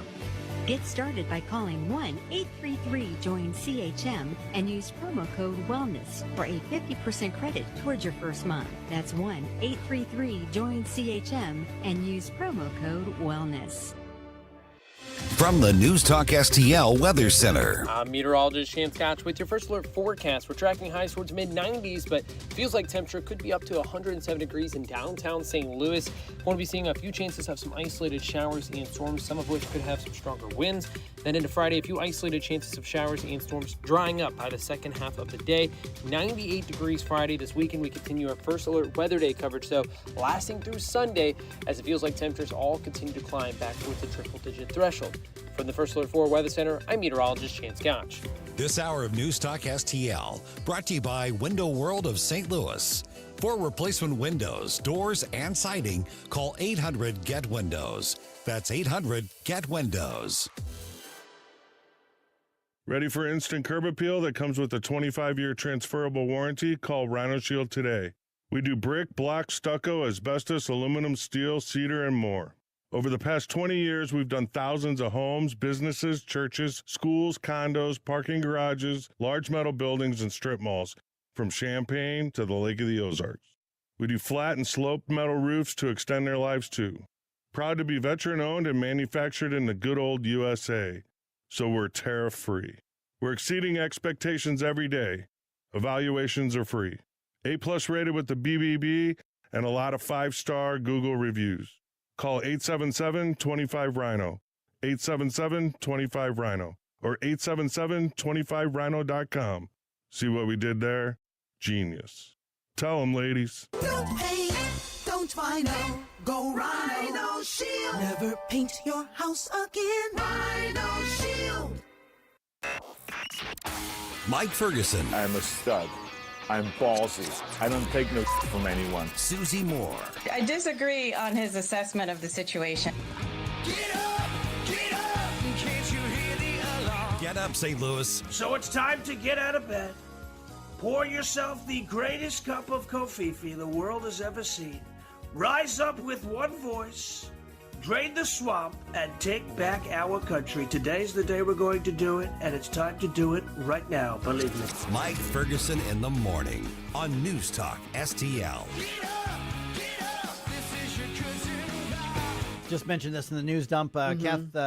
Caroline Leavitt leaving the Trump administration. And it was funny. The first I saw this was one of the news alerts that pop up on my phone. And it was like, Caroline Leavitt out at the White House. That's all it said. Oh, which makes it sound like she got thrown out on a rear. Makes it sound like she was drop kicked out, like somebody else. That is not what happened. It's not like that. So we'll get to that in a second here. Also, somebody was actually asking about this on social media here a little bit ago. The Southern Poverty Law Center former CEO. Mm-hmm. Yeah. There's been a little change in her legal status. Yes. So we'll get into that too. 7:06. So, wow, your team is like writing about a lot of different things at redstate.com these days. As well we do. So much going on. Redstate.com. So, Susie, what's jumping out at you that we should check out first today? This is the Red State Rundown. Here's what's jumping out at me. We should rename the WNBA the DNBA. Okay. Dummy. National Basketball Association. Because the feckless WNBA bosses met to define woman, part of their name. Yeah. And come up with exactly nothing. Right. That's Bob Hoag's article. They know that they're had right now, just in the public eye. Yeah. So, can't come up with any solutions to this terribly difficult problem about what you do about the Women's Basketball League, about whether or not it should involve women. Is it that difficult, though? No, they're making it that way. So I propose renaming that. Anyway, that article from Bob is up at the top of the page. You want to check that out. This is from one of our brand new writers. This guy just joined us. It's kind of got it's going to turn your head, the headline. But I want you to check it out. It's from Ben Sellers. MAGA's terms of surrender for woke one supplicants. So okay, there's a lot going on there. There's a lot going on there. Basically, it's a response to people like AOC and Sarah McBride that are like, things have gotten out of hand. We all need to kind of come together. Instead of alienating and cutting off people that are on the right and think wrongly, you need to have those conversations. And we want to kind of have this like coming together kind of thing. And he kind of basically writes a letter saying, okay, well, here's our terms of surrender. So it's kind of a little tongue-in-cheek, kind of darkly humorous. It's worth checking out. I definitely recommend it. And then last but not least, I couldn't help but chuckle over this. Terry Christoph has this one. Whoops. Peggy Flanagan's hilarious fundraising email accidentally steamrolls Elizabeth Warren. Peggy Flanagan, of course, is the current lieutenant governor in Minnesota, and she is now the nominee for the Democrats for the top position there. And her first fundraising email that she sent out said, this will be the first time, she's running for senator. Let me back that up. This would be the first Native American senator in office, which I didn't realize she was Native American, but apparently she is. No, she actually legitimately. Yeah, and I is, just didn't know that about her. But she's been supported in the past by Elizabeth Warren, by the way. But yeah, so that happened, and Terry wrote it up. Yeah, I haven't even read the article. I'm getting a kick out of that. Yeah. Okay, real quick, because I want to get to this situation with the SBLC former CEO. Caroline Levitt out, who is, well, she's out because she just had a baby. Right. And she's decided that she's going to be a full-time mom. She's learning, as many people have, that being a mother of two young children is a very demanding role, and it's very hard to juggle that and a full-time, high-pressure, high-power position and do both well. And if something's got to give and you have the ability to let that be the job for now so that you can help raise your children, I completely applaud this move. If those are the choices you've got, then she's making the right decision. Absolutely. I'm pretty sure she and her husband are not going to have any problem covering the mortgage payment. Right, no, that's a great thing. I mean, that's the bottom line. She has that option, and she is choosing to spend the time with her children, and I don't fault her for that one bit. Their first baby was born in 2024. Then they got married in 25, and now she's had the baby in 26. And so 2 kids, like, under the age of 3. Yes. If the parents can be there full time, they need to be there. Absolutely. So congratulations. I think that you've got something on your resume that most 28-year-olds aren't going to have.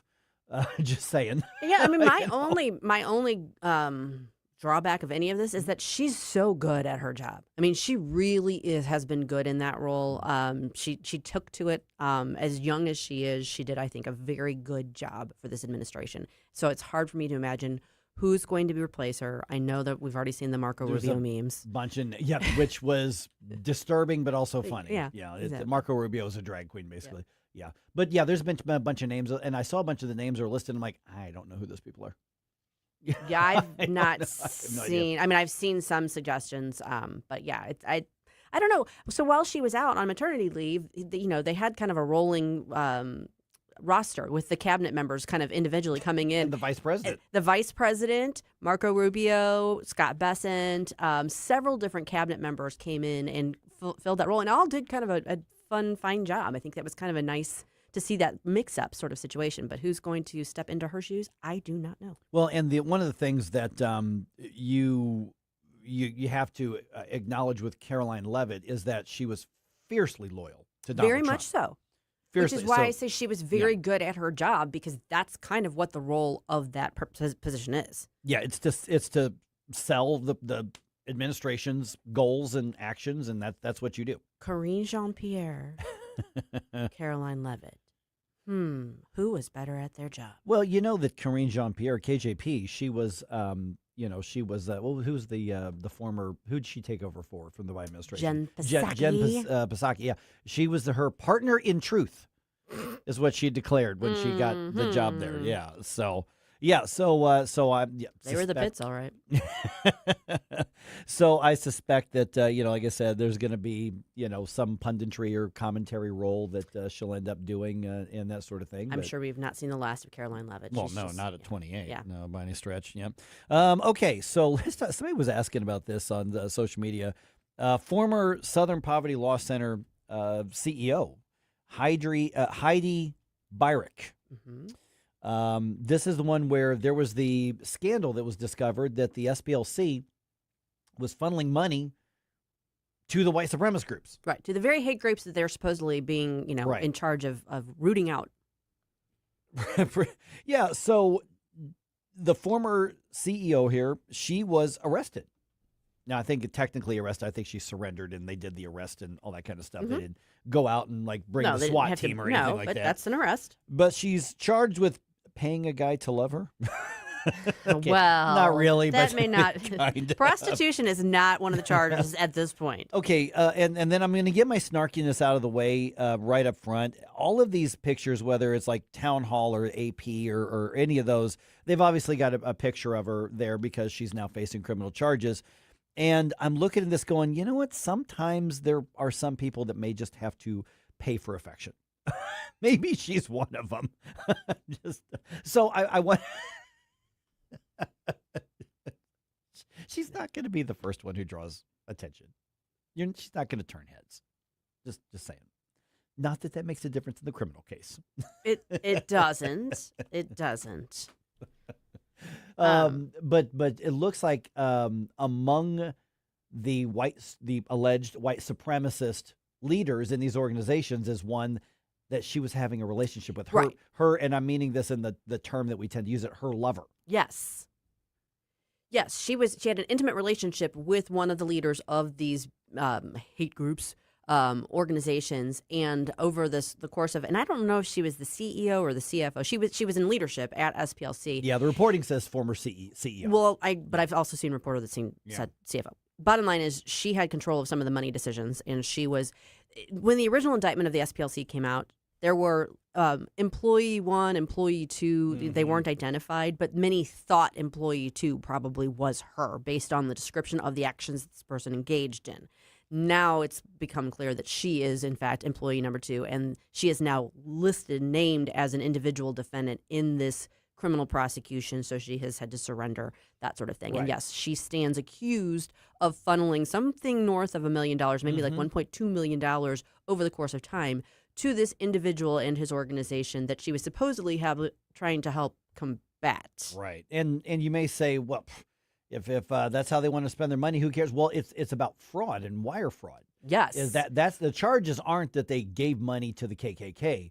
You're allowed to do that. They set up fake bank accounts to do it. Yeah. Wire fraud here on this, and then the soap opera, the trailer park soap opera that's kind of attached to it is the sideshow. I mean, it's eyebrow raising and kind of funny. But we're talking about serious accusations of serious financial crimes. They are definitely serious, and we're going to continue to follow that case for sure. Yep. You know what we want you to do? What do you want us to do? We want you to come have a donut or a breakfast sandwich or coffee, something. Just Omelet? come, omelet, whatever. They've got a pretty broad menu there at Mario's, and we are going to be there tomorrow morning from 6 to 9 doing the morning show. And I'll be there at 5:30. Yes, but I think their doors open at 6. Yeah.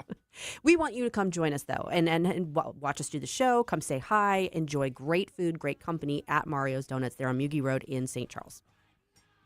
I've had enough of this. Turn my eyes to your indifference. Stop right now before you blow us all away. Mike Ferguson in the morning. I like it, but they're going a little overboard with the dancing. On News Talk STL. It kind of cracks me up when I text back and forth with Jason, one of the owners of Whistle Pig Outdoors in Troy, because when you go do business with somebody, you want to work with somebody who really knows what they're talking about and they're passionate about this sort of thing. You want to buy some sports equipment, talk to an athlete who's been there, done that, tested the equipment, knows what's good and what's not. You want to buy a car, you want to go get your car repaired. You go to somebody who's passionate about cars and really wants the highest quality. Listen, that's Jason and Cole, his son, from Whistle Pig. Mike Ferguson here for WhistlePigOutdoors.com or Whistle Pig Outdoors right there on Main Street in Troy. They are passionate about hunting and outdoors and camping and everything. And that's why Jason and I will text. He'll say, hey, this is happening. He'll tell me about the ducks that are hatching this season in this area, and this is what it means to duck. He understands that stuff on such a granular level. So even if you've got your bow, even if you've got your ammo for your firearms hunting, even if you've got your blind and you think your decoys are fine, listen, go check him out because you're going to get good guidance on what's happening this upcoming hunting seasons. And he gets it because they live the lifestyle too. And like I said, whether it's the waders, the blinds, whether it's your turtle box speakers that you need, whether it's the coolers or whether it's the bow or the tech that's needed to do it, they've got you covered. WhistlePigOutdoors.com. Check them out right now or go visit them in person and say, all right, Mike said you're the experts. Here's my questions. They'll follow through. They'll live up to it. Columbo and Company. Join us every day for conversations with a wide variety of guests as we keep you informed and up to speed on all the important news and headlines you need to know.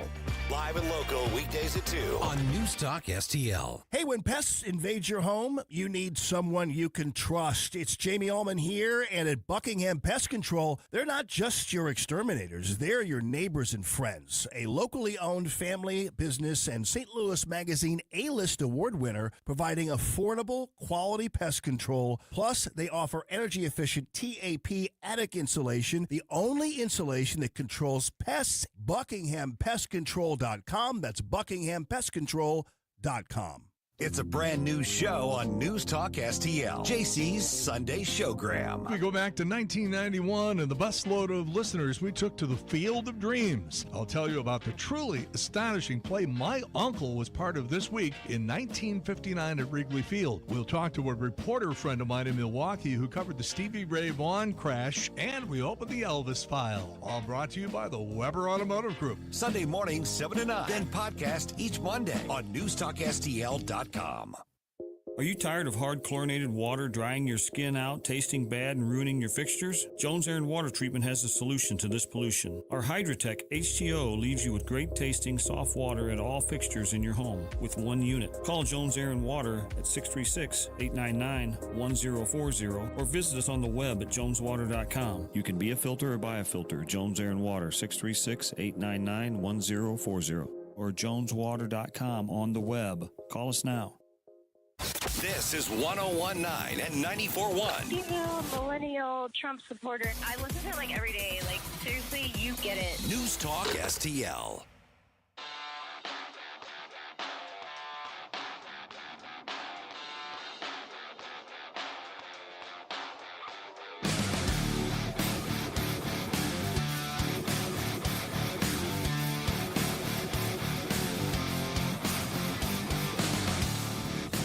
This is Tony Kinnett from the Daily Signal's Tony Kinnett Cast, and you're listening to Mike Ferguson in the morning on News Talk STL. All right, sham marriages and shocking gloves. Today's angles to the illegal immigration debate and discuss. There's two things going on here. The DOJ announced, I guess this was yesterday. Afternoon, they are charging 11 suspects accused of arranging over 1,000 sham marriages in order to help Chinese immigrants get residency and or full-on citizenship. And I played a soundbite from Todd Blanche in the news dump, and I'll put it again here in about half an hour as well. But we're talking about over 10 years, 10, 11 years, something like that. And I read the press release from the Department of Justice on this. And then I read a couple articles on it where they interviewed other people. It sounds like this was a very wide-ranging and complicated, complete ruse. And what makes it a little bit interesting, though, is the marriages themselves were legal. They got marriage licenses. They had the marriage things. They signed the papers. Mm-hmm. But what they're saying is, but these were ruses. These were shams, using marriage just to get people who would otherwise not get citizenship. Mm-hmm. And so I don't have mixed feelings on it, because if you're doing the sham thing, I don't want any part of this to be abused to get through this. But I'm a little worried, Susie, that the reaction to this is going to be, all right, is government approving your marriage if you're marrying somebody, who's not here in the U.S., and so that's the thing where we need to make sure that we take a very measured approach, because this looks like it was fraud using a legal tactic to cover up and culminate fraud. Right. I mean, what you had here is people that were profiting off of this. They Right. were selling this service. Yeah. Like to the tune of $100,000 a pop. Oh, yeah. In order to arrange this, not just people. Obviously, there are people that even get involved in arranged marriages. I mean, that's still a thing. Or that marry someone from a foreign country that they don't know very well. We hear about that a lot. Absolutely, yeah. Definitely happens. But that's those individuals making that decision to do that. This is you're talking about third parties getting involved, getting lots of money out of the deal, paying someone to do this. Yeah. So there is that added element to it. But you're right to ask the question, because if we're at the point, and let me back up one more step here, though. For the immigration process, we're already doing that.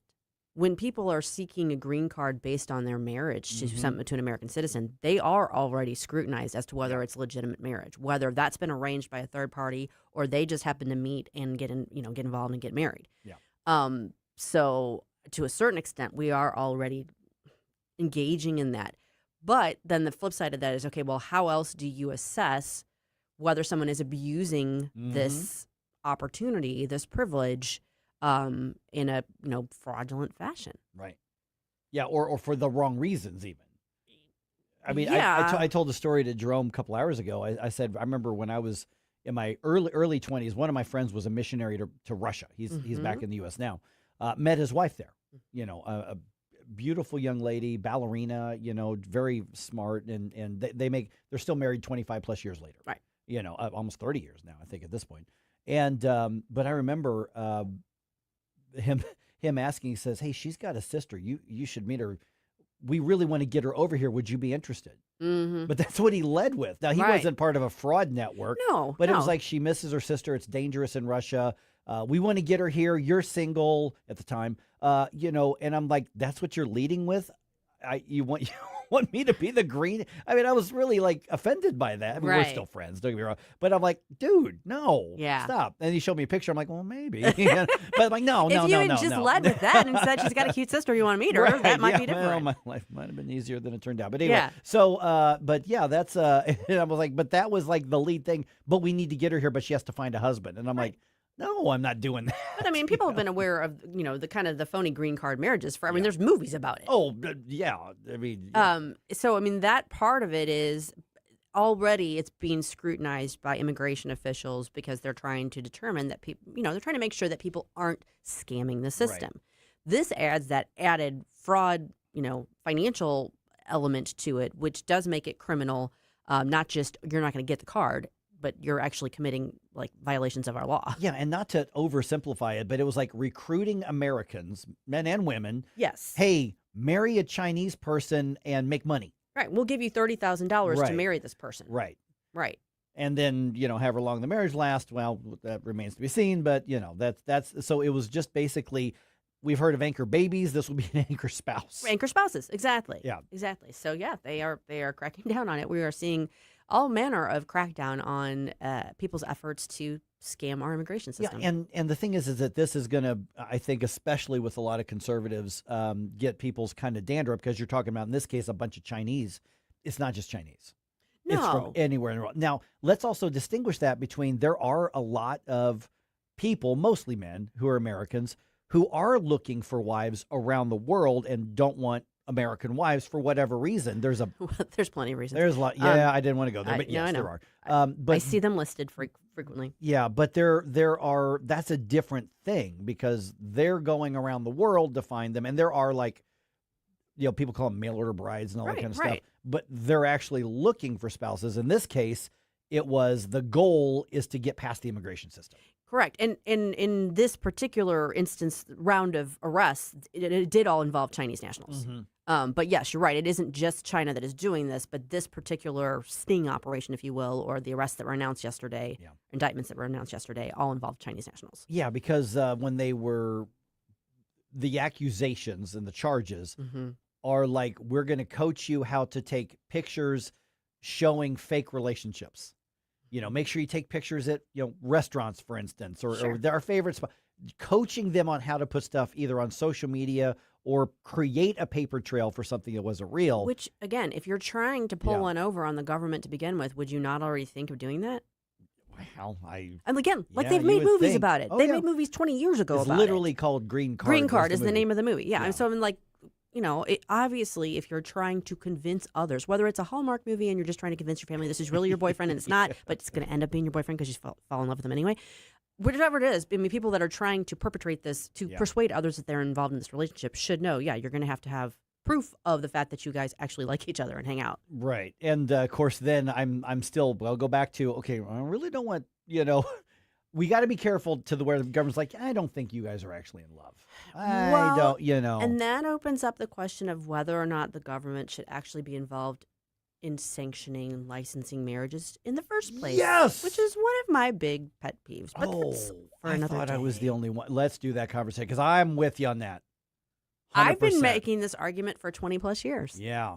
Okay. Why should you need a government from or a license from the government to be married, partner up with somebody? Yeah. No. And why the church handed that over to the government? Because the church didn't want to be in the position to. Many churches were still just as racist as everybody else in the pre-Jim Crow era. And they're like, well, if the government says you got to get a license, it's not us saying we can't marry you, interracial marriage. That was a big part of the church because for a long time, the church was, even up through the late 1800s, the church was like, this is our domain, government. No. That is interesting. I'd like to dig into the history of that because in my ancestry research, I'm finding marriage bonds and stuff like that going back to the early 1800s. Yeah. So, but those aren't from churches. Those are actually from that government entity. Abraham Lincoln and Mary Todd Lincoln didn't get a license. They got married and the clergyman wrote it in the Bible. I'm sure not everybody did, but I know governments were issuing marriage bonds back in the early 1800s. But that's an interesting thing. Again, probably a topic for another day. Oh, yeah, definitely. Okay. But, fair question. Yes. Okay. And also, real quick, did you see this thing where ICE is now buying tens of thousands of new tactical weapons? Gloves. These gloves deliver small voltage shocks. I'm not kidding. Apparently, there are police departments that use these, and they're like, they work. And then so so when you get to a protester, get into a shoving match, it's going to hurt a little more, even if they don't throw a haymaker. I love this. Yeah. I don't know why, but I do. They've equipped it with the shock that's been described as the pain level of like a bee sting. Okay. So and obviously on the the person wearing them is not feeling that. It's just it's the other person there that does that. So it's like a little worse than a shock, like when you right, but not like a taser. But not like a taser. Yeah, it's going to get your attention, is what they're saying. Wow. Where do I get some? Be dangerous. In other news, 120,000 flock cameras are around the country and counting. Some of those are getting knocked down by opponents of the surveillance state. Is that a valid way to push back? Yes. We'll dig into that at 7:35.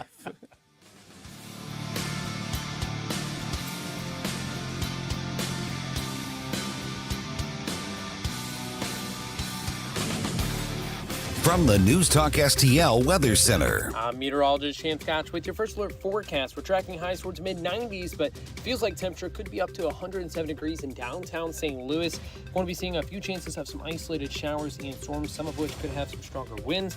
Then into Friday, a few isolated chances of showers and storms drying up by the second half of the day. 98 degrees Friday. This weekend, we continue our first alert weather day coverage, so lasting through Sunday as it feels like temperatures all continue to climb back towards the triple-digit threshold. From the First Alert 4 Weather Center, I'm meteorologist Chance Scott. This is Larry Connors, and this is a fact. Nobody beats John Beal on roof repairs or a whole new roof. Sure, some might offer you a cheaper price, but you're not getting the same quality material and work John Beal provides. I like John Beal's approach. If you want a cheap way out, just understand you'll be doing it all over again. Sound like a smart idea? As I said, nobody beats John Beal Roofing. Call my friend John, 1-800-JOHN-BEAL, 1-800-JOHN-BEAL. Larry Connors Commentary, brought to you by Vincent's Jewelers, offering a wide selection of jewelry, including lab-grown diamonds, affordable earrings, bracelets, necklaces, and rings, up to 75% off their natural counterparts. Visit VincentsJewelers.com. This is Larry Connors Commentary on News Talk STL. Some of the reporters on board Air Force One back in July are crying, we could have died if Air Force One had been shot down. Yep, that's almost a certainty. Of course, these are some of the same White House press corps members never concerned about death threats against Trump.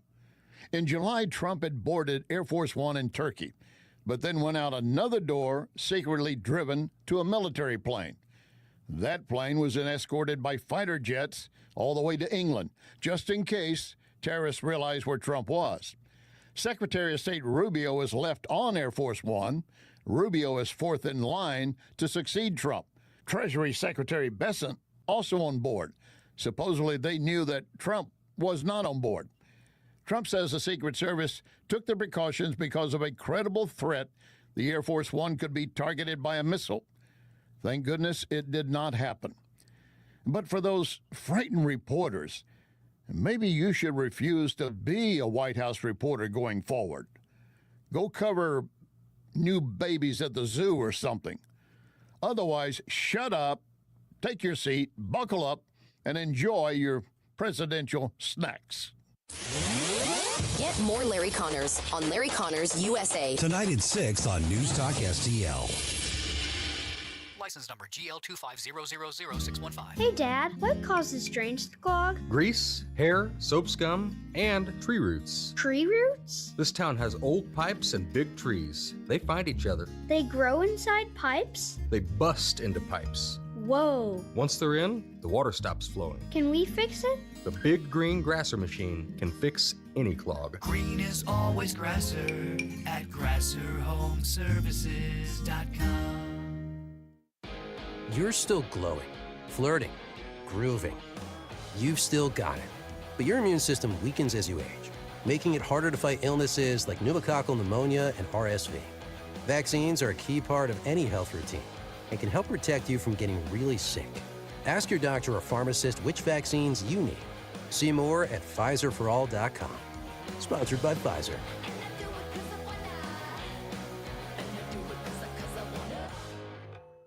This is the story of the one. As a maintenance engineer at a beverage manufacturing plant, he starts his day knowing every line is ready to run because Grainger delivers the industrial-grade products he needs to keep mixers, conveyors, and packaging equipment moving. With Grainger's vast selection of bearings, belts, and motors, he keeps operations running smoothly, so nothing grinds to a halt. Call 1-800-GRAINGER, click Grainger.com, or just stop by. Grainger, for the ones who get it done. If you have a phone, you have a radio. Wherever I'm at, home, car, wherever. Download the all-new News Talk STL app. If you have a phone, you have a radio. Just the convenience on the phone. Streaming live on the mobile app. Love the new app. And listen anytime. Everywhere. Anywhere.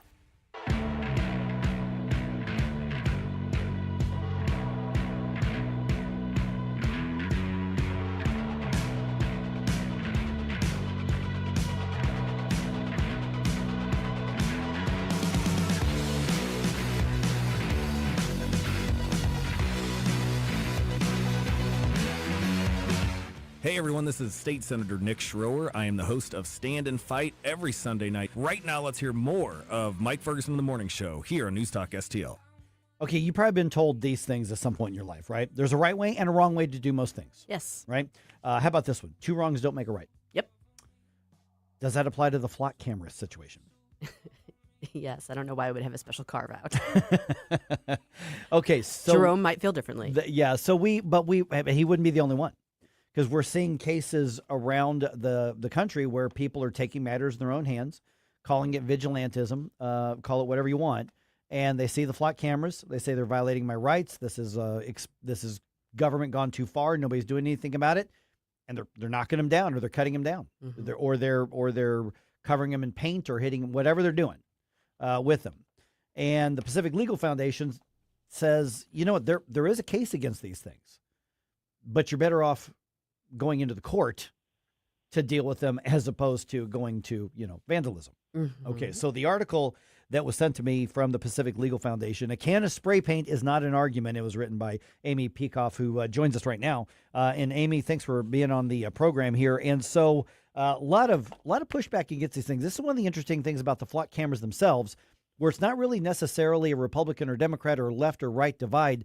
People are divided on this from more of a civil liberties and law enforcement perspective. A lot of people I agree with on law enforcement issues. On most everything else, I may not necessarily agree with on this. But we're talking about the questions of how much of a surveillance state is the government going to run. We live in a surveillance state right now. Don't believe me? Look at what your phone does. Don't believe me? We're self-surveilling on social media. We live in a surveillance state now. So what is it about the flock cameras that you think could possibly be, whether it's Fourth Amendment or some other legal avenue to fight back against them? Mike, thanks for having me on. And yes, it is the Fourth Amendment, but the way that I apply the Fourth Amendment is currently in a minority, but I have indication that maybe it's going to be a more prominent approach to the Fourth Amendment. We saw a geofence warrant ruling come down the end of this last term of the Supreme Court in Chattree, and there is a concurrence by Justice Gorsuch that applies time-tested property principles to the issue. And so in the article, that you say the spray paint is not an argument, I sketch out the beginning of the application of time-tested property principles to this issue. The government makes you put a license plate on your car. And in the law of property, we call that a servitude. It's sort of like an easement that the property, the government has on your car. But it has it for a specific purpose, which is just to put this identifier on your car so that on the occasion that there's a reason for them to need to know what car it is, they can. But what has the Flock network done to this license plate? It has turned it into a 24/7, 365 tracking device. And that goes beyond the terms of the easement. And, in the sort of time-tested property principles, we call that a trespass. We say that the government is actually committing a search of your car without any particularized suspicion if it's going to take that record that Flock creates and retain it. So what I propose is that we just don't retain it, that we have the Flock cameras do what any policeman sitting on the corner of a street could do, which is, he could look and see, oh, your car speeded. And so you jot down the 1 and you use the information only for something about which they have particularized suspicion. Otherwise, the record is purged. And that's been longstanding police practice forever. And I think that's how Flock should be properly used. Good morning, Amy. This is Susie Moore. Fourth Amendment litigation was really a big deal, particularly it seemed like in the 60s and 70s before the Supreme Court. And now, to me, it seems like we're going to be facing a whole host of new Fourth Amendment challenges that have to do with our developing technology. And I'm grateful that Neil Gorsuch is sitting on the Supreme Court, because I think of all of the justices, he's probably the most liberty-minded when it comes to these Fourth Amendment issues, or one of the most at least. And he seems to have pretty clear outlook on this. But how do we, as we tackle these issues, how do we balance that, legitimate law enforcement purpose with the advancing technology, because now we have the ability to do way more than the average police officer sitting on the street corner can do? Thanks. That's a good question. So with, this issue of balancing is the way that many of us who went through law school in the last few decades or whatever have been taught to think about this, because there is a test from the 1960s that emerged called the reasonable expectation of privacy test. And it was a balancing test. You say, okay, the individual has an expectation of privacy, but is that expectation one that society is prepared to recognize as reasonable because of certain interests? And what I love about what Gorsuch is doing, and this is something that I've been doing in my own work, again, for decades, I shouldn't admit, but it's bringing principles of property and contract, common law principles to bear here, because again, what is our country founded on? It's founded on the protection of individual rights. And it is the contour of the application of that principle that does the balancing work that our founders intended, right?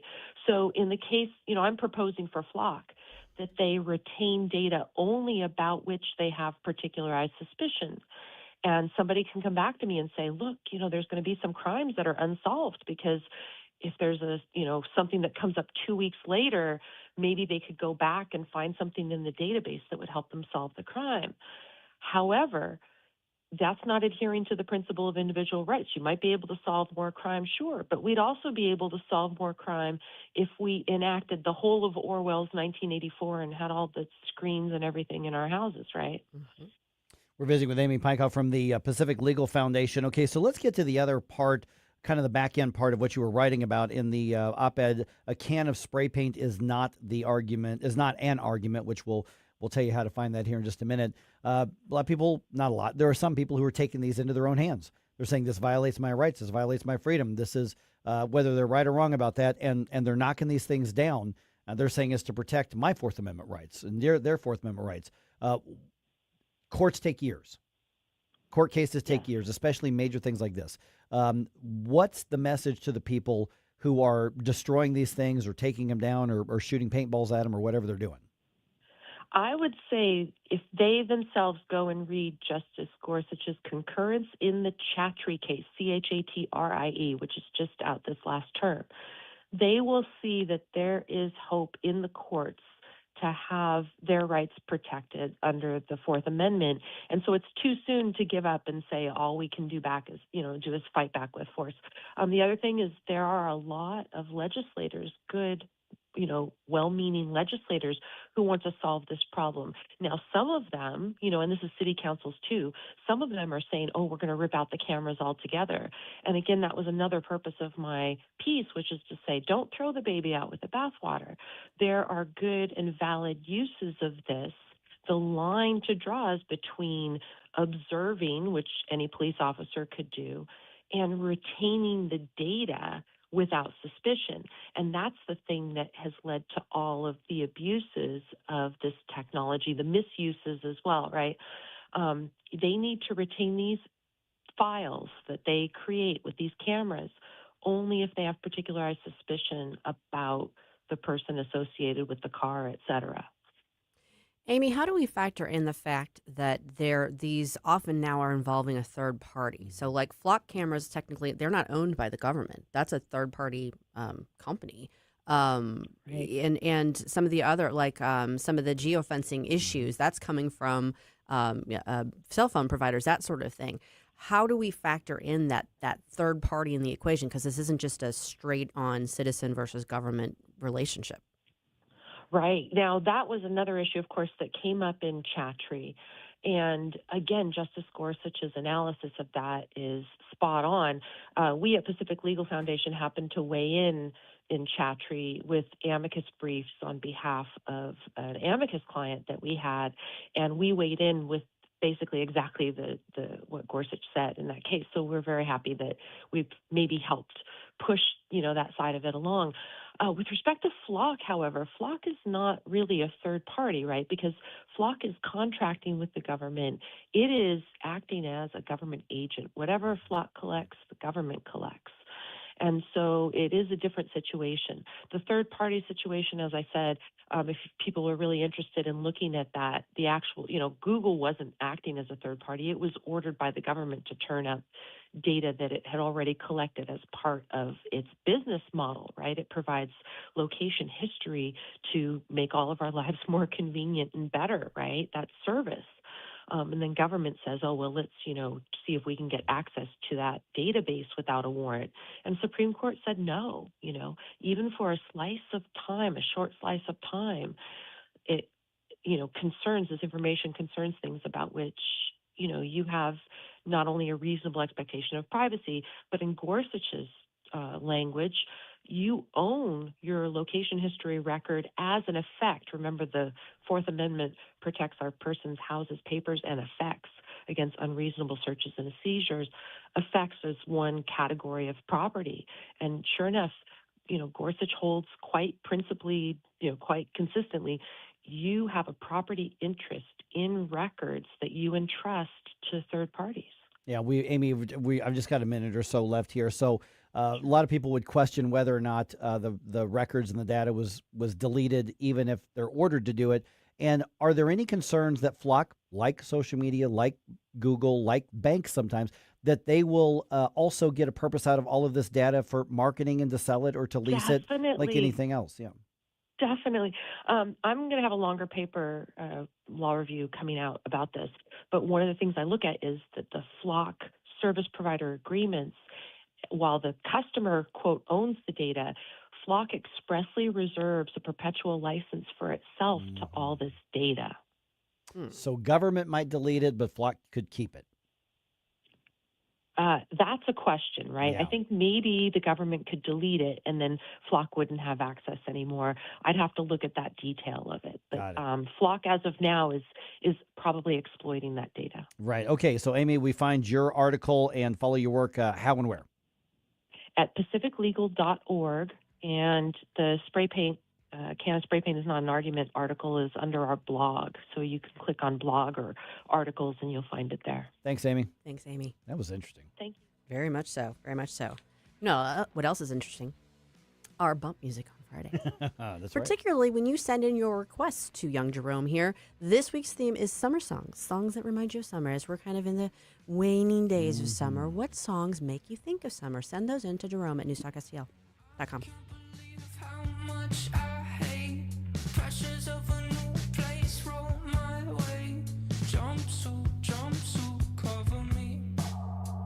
Mike Ferguson in the morning. Someone in that control room is out of control. On News Talk STL. Mark your calendar for the annual Leadership for America Dinner 2026, Friday, September 25th at the St. Charles Convention Center Grand Ballroom. Join News Talk STL for an unforgettable evening featuring keynote speaker Nick Shirley, the independent journalist who exposed the alleged fraud in Minneapolis, plus additional speakers and guests, dinners included. So come hungry for great food and bold ideas. For tickets and more information, visit NewsTalkSTL.com. Hey guys, it's Susie here. If you're thinking about replacing your windows, that's a big decision. It's an important decision. So you want to know you're going with a product and a company that you can trust. That's why I want to talk to you about Window World. Let's talk about their product. Window World windows are durable. They're secure. They're energy efficient. They're built with double strength glass, which is something that you don't typically see in replacement windows. They also come with a lifetime warranty. It covers parts, glass, breakage, labor. Plus, they don't just do windows. They do basically everything on the exterior of your home except for roofs or garage doors. But everything else, they got it.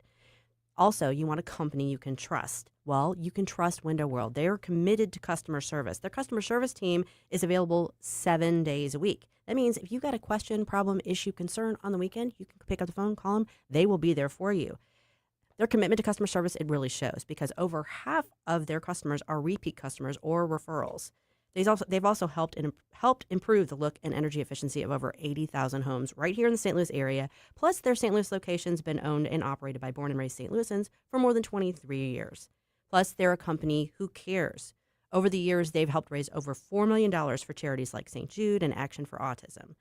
And one other thing you're looking for, great value. Right now, 36 months, same as cash financing, is being offered by Window World. So What are you waiting for? Give Window World a call at 1-800-GET-WINDOWS. That's 1-800-GET-WINDOWS.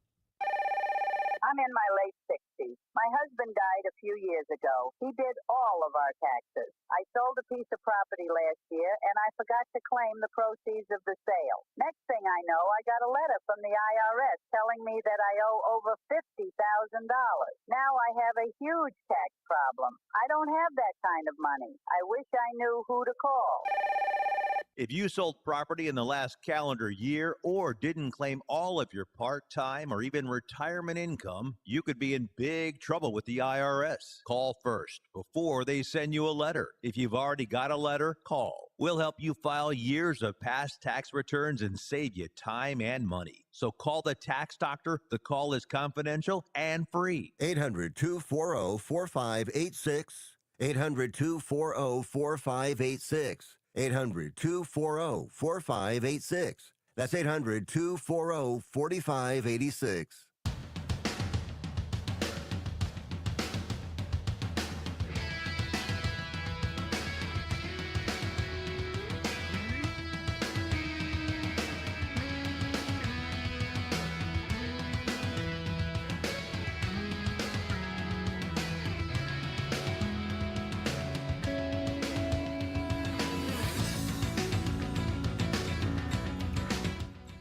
Good morning, Missouri. It's your boy, Joe Pags. I'll talk to you tonight at 10. But right now, let's get back to Mike Ferguson in the morning.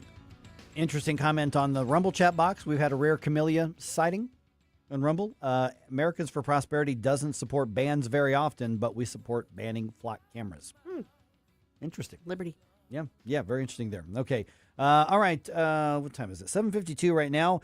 Smoke is clearing, and we got the all clear back on the east side after that dangerous, potentially really dangerous fire that was big yesterday. There. Also, federal officials are targeting fake marriages. So I'm going to give you the basics of what's happening here. I think, Jerome, in 8 o'clock hour, let's look at a little different angle to this. Why are so many Americans looking outside of America for whatever reason to find a spouse? Not just guys, although I would say it's probably mostly guys, but people are looking for a variety of reasons. Oh, it's going to be an interesting discussion for the boys to have. I think it will be, and I want everybody to chime in on that one. Cardinals had a pretty good night. I don't want to jinx anything, but like I said before, but are they on a roll right now? Let's do a quick news dump here. The Morning News Dump, brought to you by STL Fenceworks. Successful dump. Wake up, America. It all worked out. They got all the news. The Morning News Dump. Okay, the shelter-in-place order affecting parts of the Metro East now lifted. The all-clear has been issued. The chemical fire at the Container Port Group facility in Sauget involved a chemical that's abbreviated TCCA. I'm not even going to try to pronounce this whole thing. And that is generally used for bleaching and killing bacteria, killing algae in swimming pools, things like that. The fire was contained within hours, and what is left of the smoke from the residual from that fire is expected to completely dissipate soon. No injuries are reported, and it's unlikely that there's going to be any long-term health or environmental effects of this. Hopefully not. I want to add something about an Illinois news. They were just telling us the $1 billion Powerball ticket was sold in Quincy, Illinois. I used to live in Quincy. I know. This is why I thought I would mention that and throw that into the news. And it dump. was $1 billion ticket. And it was one of the TV stations, I forgot which one it was the other day, they did a thing like, what happens if that happens? What happens if you are the one winner of the $1 billion? And they say, but then you only end up really with like $329 million after taxes. And I'm thinking, poor you? Yeah. Woo-hoo. Really? I'm sorry. I'll take it. I will put up with that. I will sacrifice. I think I can live with that. Exactly. Quincy, Illinois, huh? Quincy, Illinois. Oh, wow. Somebody in Quincy is a happy camper this morning. Okay. I'm going to have to look at Facebook and see if any of my old friends or classmates suddenly delete their account. We might know who it is. Oh, geez. Oh, wow. That's interesting. Okay. What else we got here? Okay. The Justice Department announcing on Wednesday that is charging 11 people, accusing them of organizing over 1,000 fake marriages. Now, when I say fake marriages, they're actual marriage licenses and marriages happened, but they're saying that they were a sham and that it was only to get citizenship and residency, in this case for Chinese nationals. Attorney General Todd Blanche pledging to step up this and other immigration, basically crackdowns. Gaining American citizenship and legal status to reside in the this great nation is a sacred privilege, and we will ensure it is always done in accordance with the law protecting our communities and national security. Okay, so among the arguments against this, there have been some who've said this is a First Amendment issue. I would assume they're saying freedom of association. Yeah. That would be kind of right there in the middle of marriage. Yeah. And so it's an interesting... There's a lot of facets to because I want them to crack down on all the illegal immigration. And I think that we've got the right to say some parts of the world, we don't need you. Other parts of the world, depending on what we need or what, that sort of thing. But I also am worried about the government saying we approve or we disapprove of this marriage. Yep. Now, we're not talking for cut and dry black and white reasons, age, abuse, stuff like that. Right. We're not talking trafficking. We're talking about, we don't think you're really in love. We don't think you're really I think we need to think a little farther ahead while still saying, no, we can crack down on a sham marriage industry, but let's also keep government in check here as well. Yeah, well, who's to say you have to be in love to get married? I'm serious. Yeah, I mean, that's true. We need to have a whole segment on this. Oh, yeah, exactly. Let's see here. Caroline Leavitt leaving the Trump administration. President made that announcement on social media shortly after. Caroline Leavitt confirmed that with her own statement on social media. She is stepping down at the end of the month now that she and her husband have two babies. Yeah, two babies, both under the age of 3. I think it is. Yeah, they might both be under the age of 2, maybe. At least under the age of 2.5. The first one, I think, was born in 24. Yeah, but this is 2026. Right. So, yeah. They've got 2 young children. They have 2 little kids. Yep, exactly. Okay, a hearing in the lawsuit over a Missouri ballot referendum is set for Tuesday. Okay, it's going to be the first hearing in the dispute over the efforts to put the new congressional map up for a statewide vote. Secretary of State Denny Hoskins says that is not something the state constitution allows, and he rejected the measure despite supporters gathering far more than enough signatures to put an initiative on the ballot in normal circumstances. Missouri Supreme Court wants the case, including the appeals, to be settled by September 8th, which is the deadline to set the ballot for the November elections. Cardinals beat the Phillies last night. Final score was 7-1 at Busch Stadium. That means the Cardinals won the game, and they won the series 2-1. Cardinals are off today. They start a series with the Cubs in Chicago tomorrow.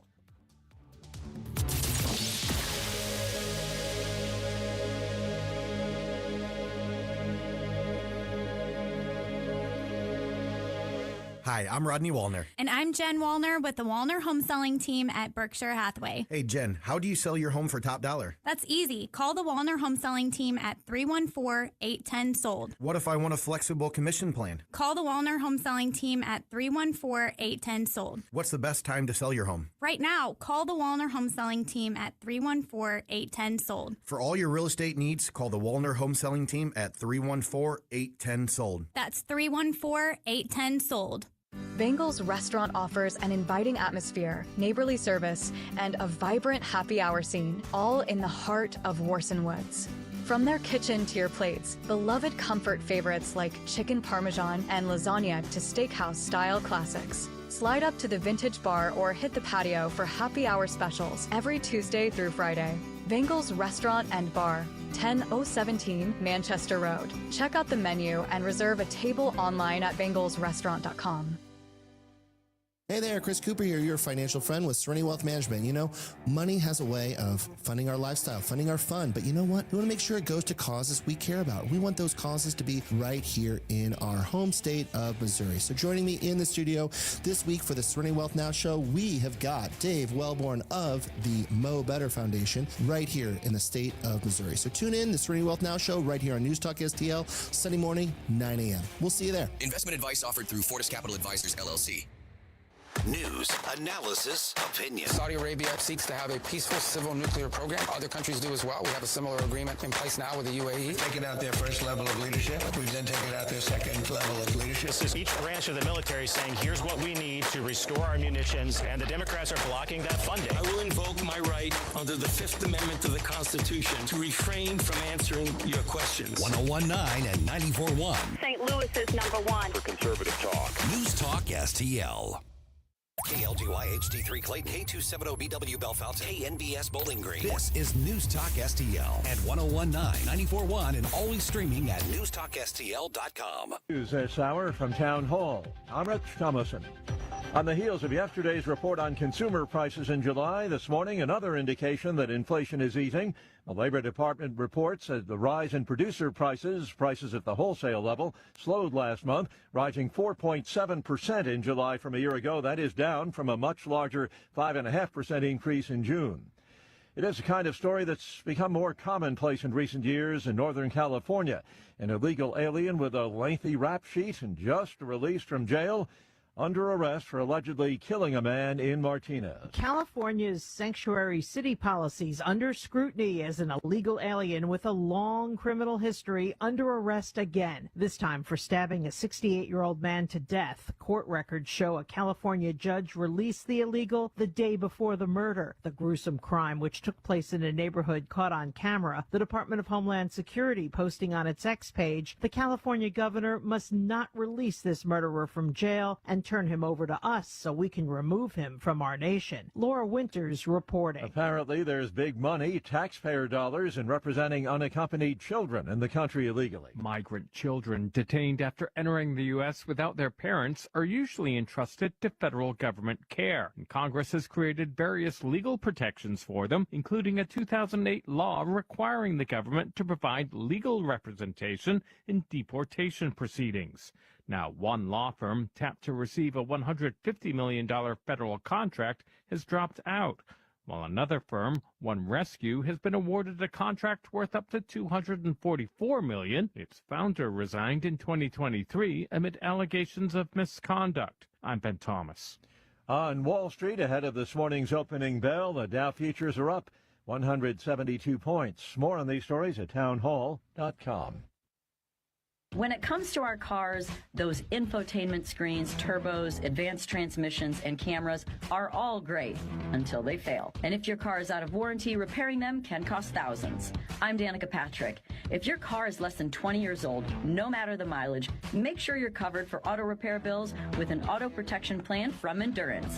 They've paid out hundreds of millions in claims and helped drivers with plans that cover engine, drivetrain, electrical system, transmission, and more.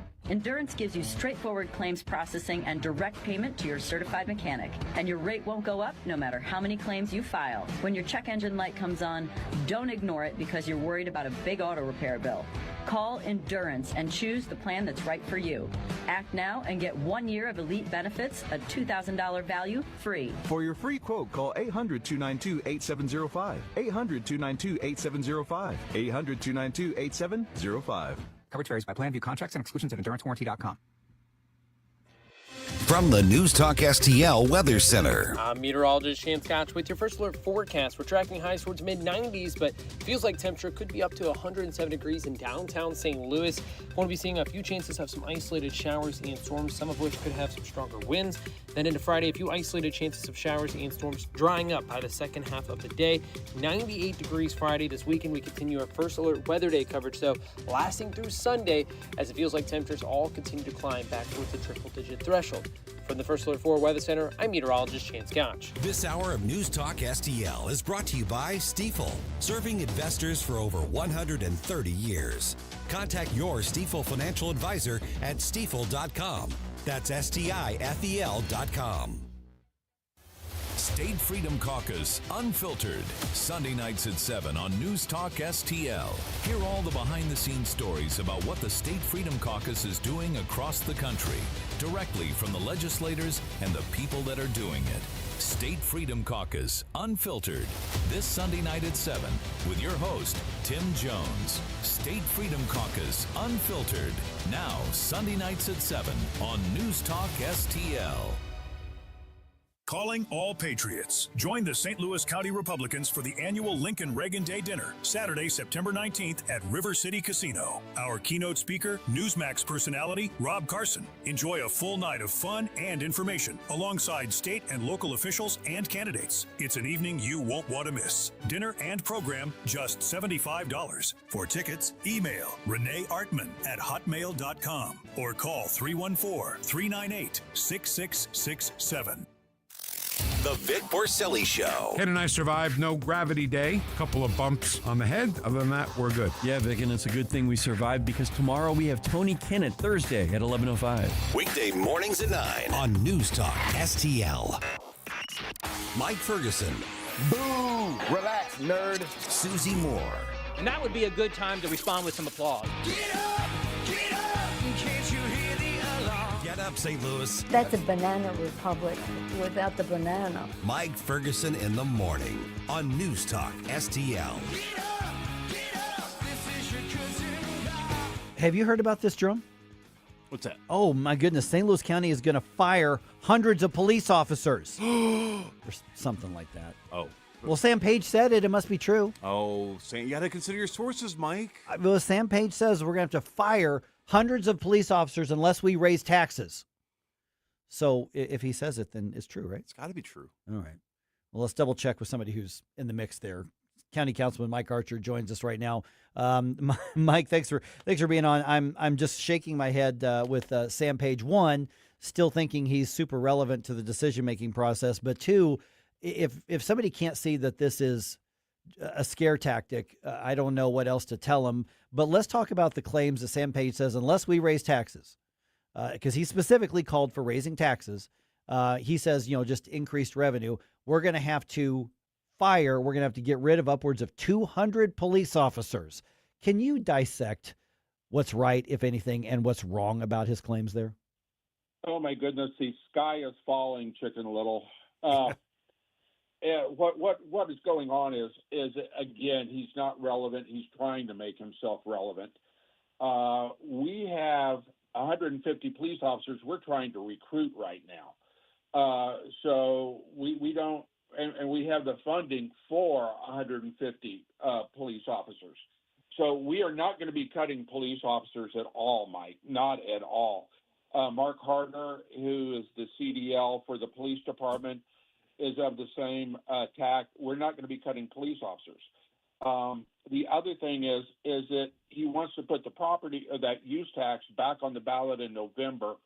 As you know, I was a co-sponsor on that use tax. I am opposed to putting that back on the ballot. The voters have spoken. It's not the will of the voters.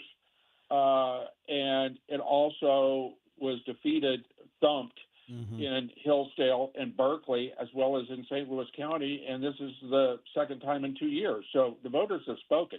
So we're going to have to cut spending, but it's not going to be at the expense of the safety and welfare of St. Louis County residents. So that's just the bottom line. I was actually just talking to Mark yesterday about this.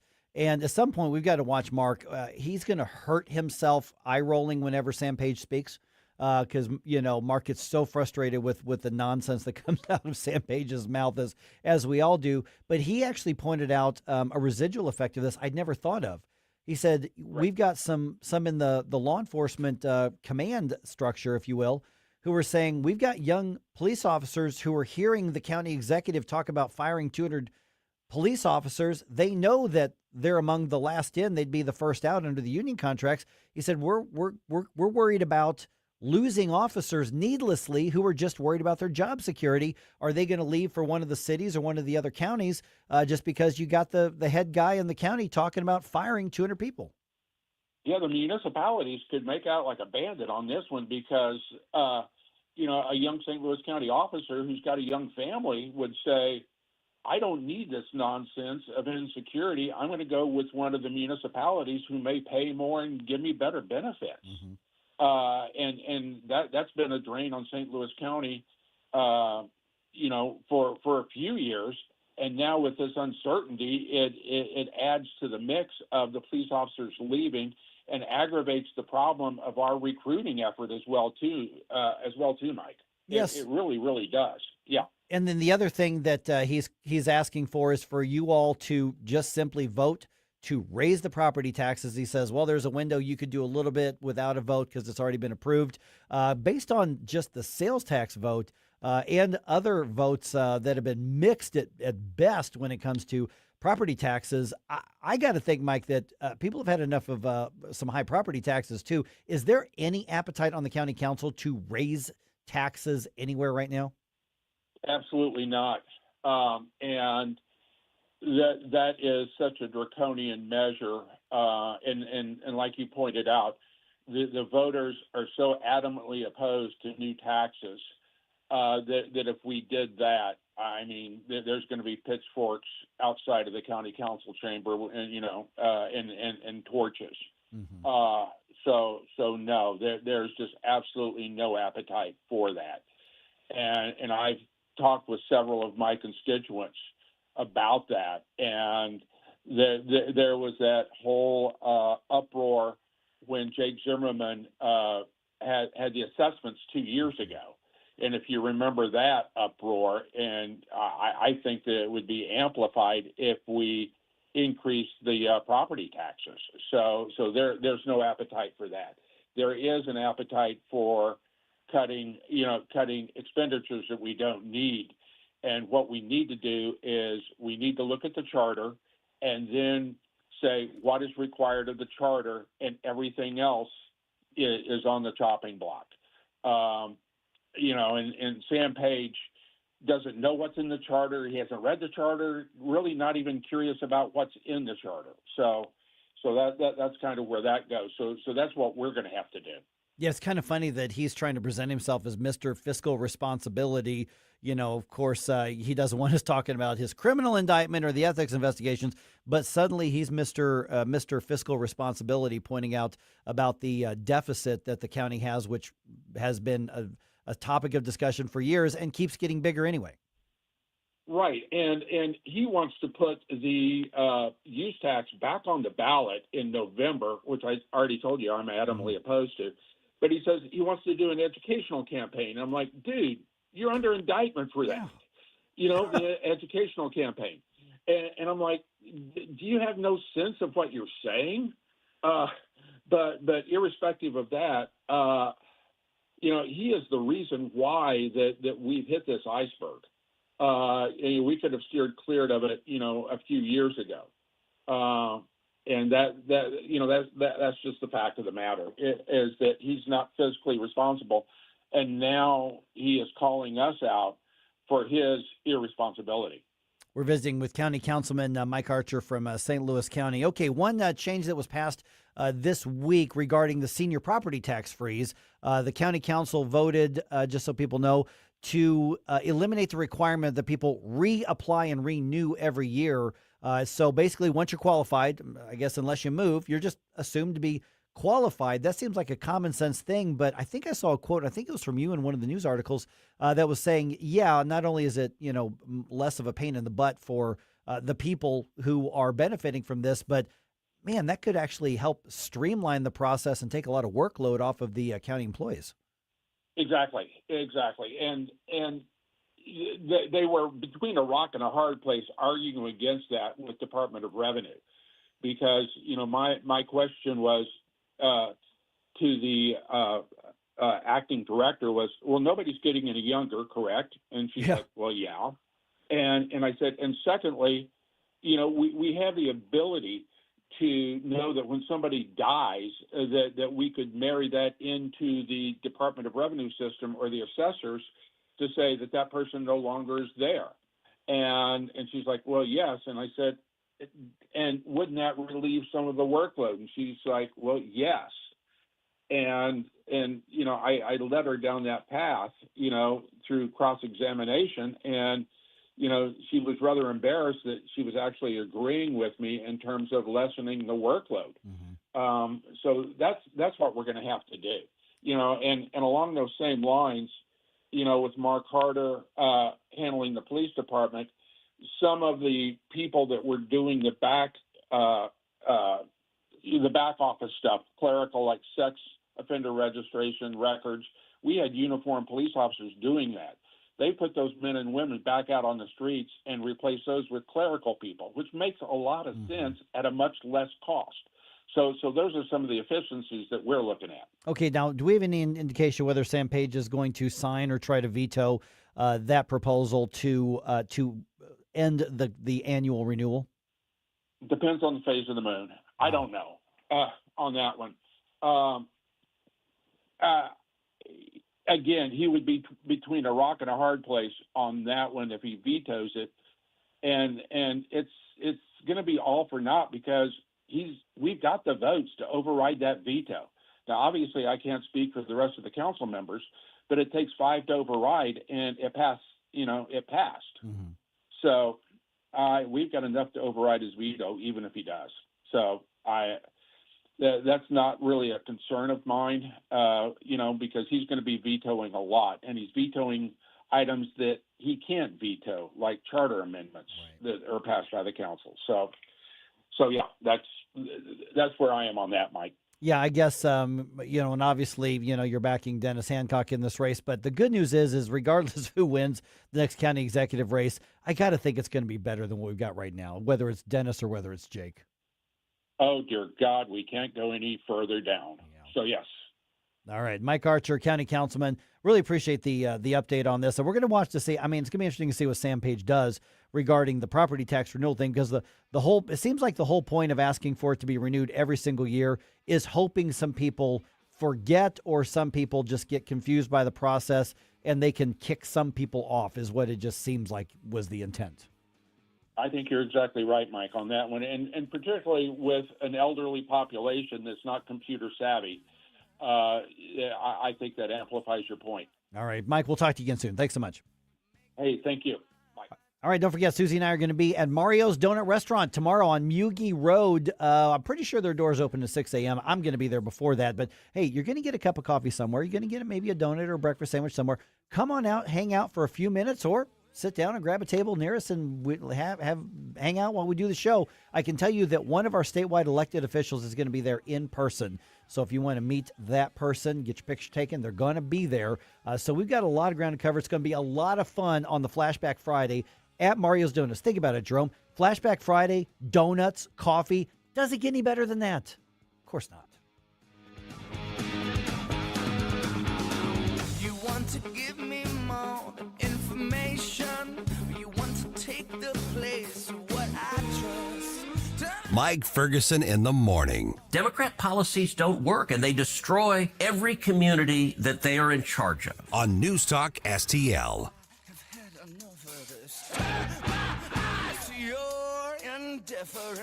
You know why I don't feel bad grabbing a donut from Mario's every once in a while? Because I take really good care of my health and my nutrition, and I'm very careful with it. And it's not hard to do because I work with my friends at Nutrition Stop. NutritionStop.com, of course, right there on Mexico Road, just off I-70 and Cave Springs Road. This is where I get my proteins for before and after my workouts. This is where I get my nutrition. This is where I get my vitamins. And it's different because Nutrition Stop only works with companies and only works with products that are natural, that are proven to be healthy, that eschew all of the nonsense ingredients and stuff out there.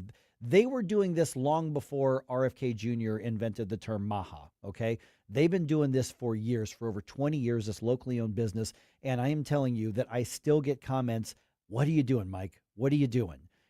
I am thinner, and I have lost a lot of weight, but I'm also stronger. I'm 54 years old, and I feel like I'm 30 again, 35 again. That's really how I feel. And it's easier to do when you have people like those at Nutrition Stop who know what they're doing. They're passionate about you. They're passionate about your health. They're passionate about doing it right. And they will answer your questions and lend you their expertise. Check them out. Go visit them in person. Say, all right, Mike was talking about this. Here's my question. Here's what I want to do. They'll get you there. Or nutritionstop.com. Oh, Hank, what a wonderful spider web you have built for us. I love this fabulous space we have right here in the corner of the kitchen. Thanks, Charlotte. I think I'll build us a vacation web in the coat closet. Oh, no. It's the pest control company again with those green wheels. They always kill the move. This is Derek, the owner of All Solutions Pest Control. Give us a call today at 636-486-7888. We'd love to help you out. Learn more about our special $67 offer. You can visit us online at allsolutionspestcontrol.com. If a pest-free home is your goal, call All Solutions Pest Control. JC's Wayback Machine. Sunday is the anniversary of the King falling off the throne, so we'll crack open our extensive Elvis file. The Beatles performed at Busch Stadium this week in '66. We'll remember the stadium worker whose only job that day was to keep the boys from being electrocuted. And who are these people who talked to the Post and expressed mixed reactions about GNR being here Sunday? Brought to you by the Weber Automotive Group. It's JC's Wayback Machine. Every Saturday night, 6 to 9. On News Talk STL. Tony Colombo here for Gutter Pros and Exteriors, your all-in-one service team that brings years of experience and quality that's affordable right to your doorstep. Christine and I discovered Gutter Pros and Exteriors when we bought our home and inherited a gutter problem. And they've also repaired siding damage on our home because along with gutter repair, gutter installation, and leaf protection, the Gutter Pros team are also the best for repairing other exterior damage, including fascia, soffit, and all siding repair and installation. Learn about all the ways Gutter Pros and Exteriors can help your home or business right now at gutterpros.com. I think we should be able to have a civil conversation. The news and talk that matters to St. Louis. This conversation has completely made me crazy. This is complete insanity. News Talk STL.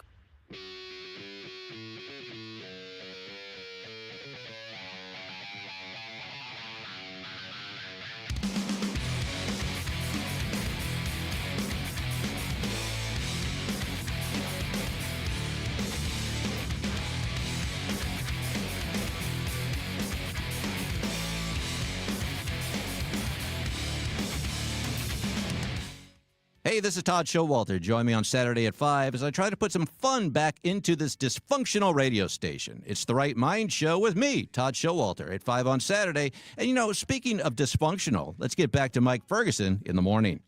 I don't remember who sang the old country song. I'm sure somebody will let me know on social media. Remember that old song, Looking for Love in All the Wrong Places? Yep. I don't recall who sang that. Or maybe Looking for Love in the Right Places that just aren't America. Ooh. Is that possibility too? So the political stuff is kind of reopening up another conversation. And it's funny because you and I were just talking about this before the show a little bit earlier today. The DOJ has now charged 11 people with running this decades-long, essentially, marriage scam. Now, when I say scam, though, the marriages were actually legal marriages, you know, and it was basically leveraging marriage in order to help Chinese nationals gain residency and citizenship in the United States. So, you know, we've heard about anchor babies that were stopping. Again, a lot of that's from China. But then you have basically anchor spouses. And I've known people over the course of my life who did the anchor spouse thing. I've actually known some of these people. And they can come from anywhere in the world. It's like, I want to be here. My country sucks, or I want to get away. I've got an opportunity. And how do you do that? Well, find an American to marry you. Mm-hmm. Well, there's probably one out there lonely enough to do it, yeah. You know. But in this case, they were recruiting Americans and paying them to marry. And then there was this basic, here's how you create an illusion of a relationship leading up to marriage because they're going to check that. And so there's criminal indictments now, 11 people on this. But that's not the same thing as so many Americans looking abroad for spouses. Now, I've known some people, number of people in my life who have been in other countries and met somebody who became their spouse. Mm-hmm.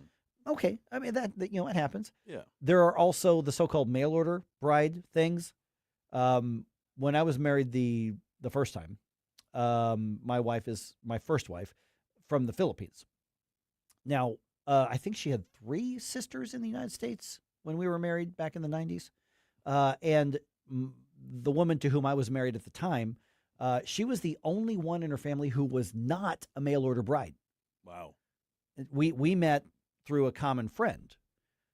And but her 3 sisters that were in the U.S., one was in Arizona, and the other one was in Florida, and the other one was actually in Kansas. All 3 of them mail order brides. There was a whatever service that you use, the guys, much older guys, subscribe to looking for a younger wife. And that's what they got. Well, now you've got services that basically say, go with us and we're going to take you on a 2-week or month-long tour of name the country. It could be an Asian country, a South American country, before the war started, like Ukraine and Russia and places like that. And these guys would be given a tour. One, they got to do a lot of sightseeing and touristy stuff, but then they set up speed dating. And then they said, okay, here, we're going to assign you a translator if that helps. And if you find somebody you like, here's all the date options you can do. And so they were going there specifically to look for a wife from somewhere else, not American. Mm-hmm. Well, now you got the whole passport bro thing. And for those who don't know the passport bro thing, let's explain what that is. Because the videos are all over social media, and it's basically American dudes, bunch of different age groups. Some of them are like your age, 20s, 30s, and then some of them are retirees and they're older, and they've just decided they're going to find a wife somewhere else. They're going to go to Thailand. They're going to go to the Philippines. They're going to go to Cambodia. They're going to go to Colombia. They're going to go to Argentina. They're going to go to wherever. Like I said, until the war broke out, you could have said Ukraine. And they're just going to look for somebody who's not American to be a spouse. And that's the passport bro. For a variety of reasons. Mm-hmm. What's going on with this?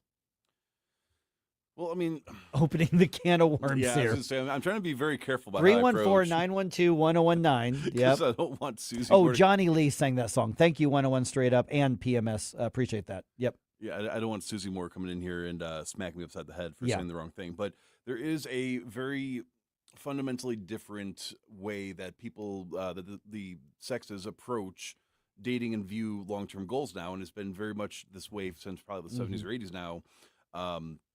To where there are other cultures that have maybe progressed in the right ways, but they continue their traditional and cultural views of what marriage is like, what a relationship's like.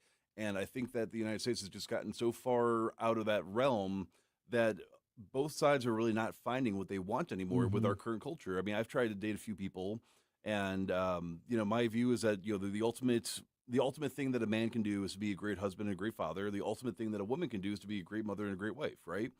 I've tried to explain that to people that are dating for like long-term goals type dating, and they view that as misogynistic. I was about to ask, like, when you say that to like the women you're dating or you're hoping to date, did anybody like take offense at you saying that? A lot of them, even some so-called right-leaning women are like that. Yeah. Okay. See, then that's an important distinction, because I think that has permeated American culture so much, and I'm not saying it's right or wrong. I'm just saying, but I think that's among the prevailing thoughts.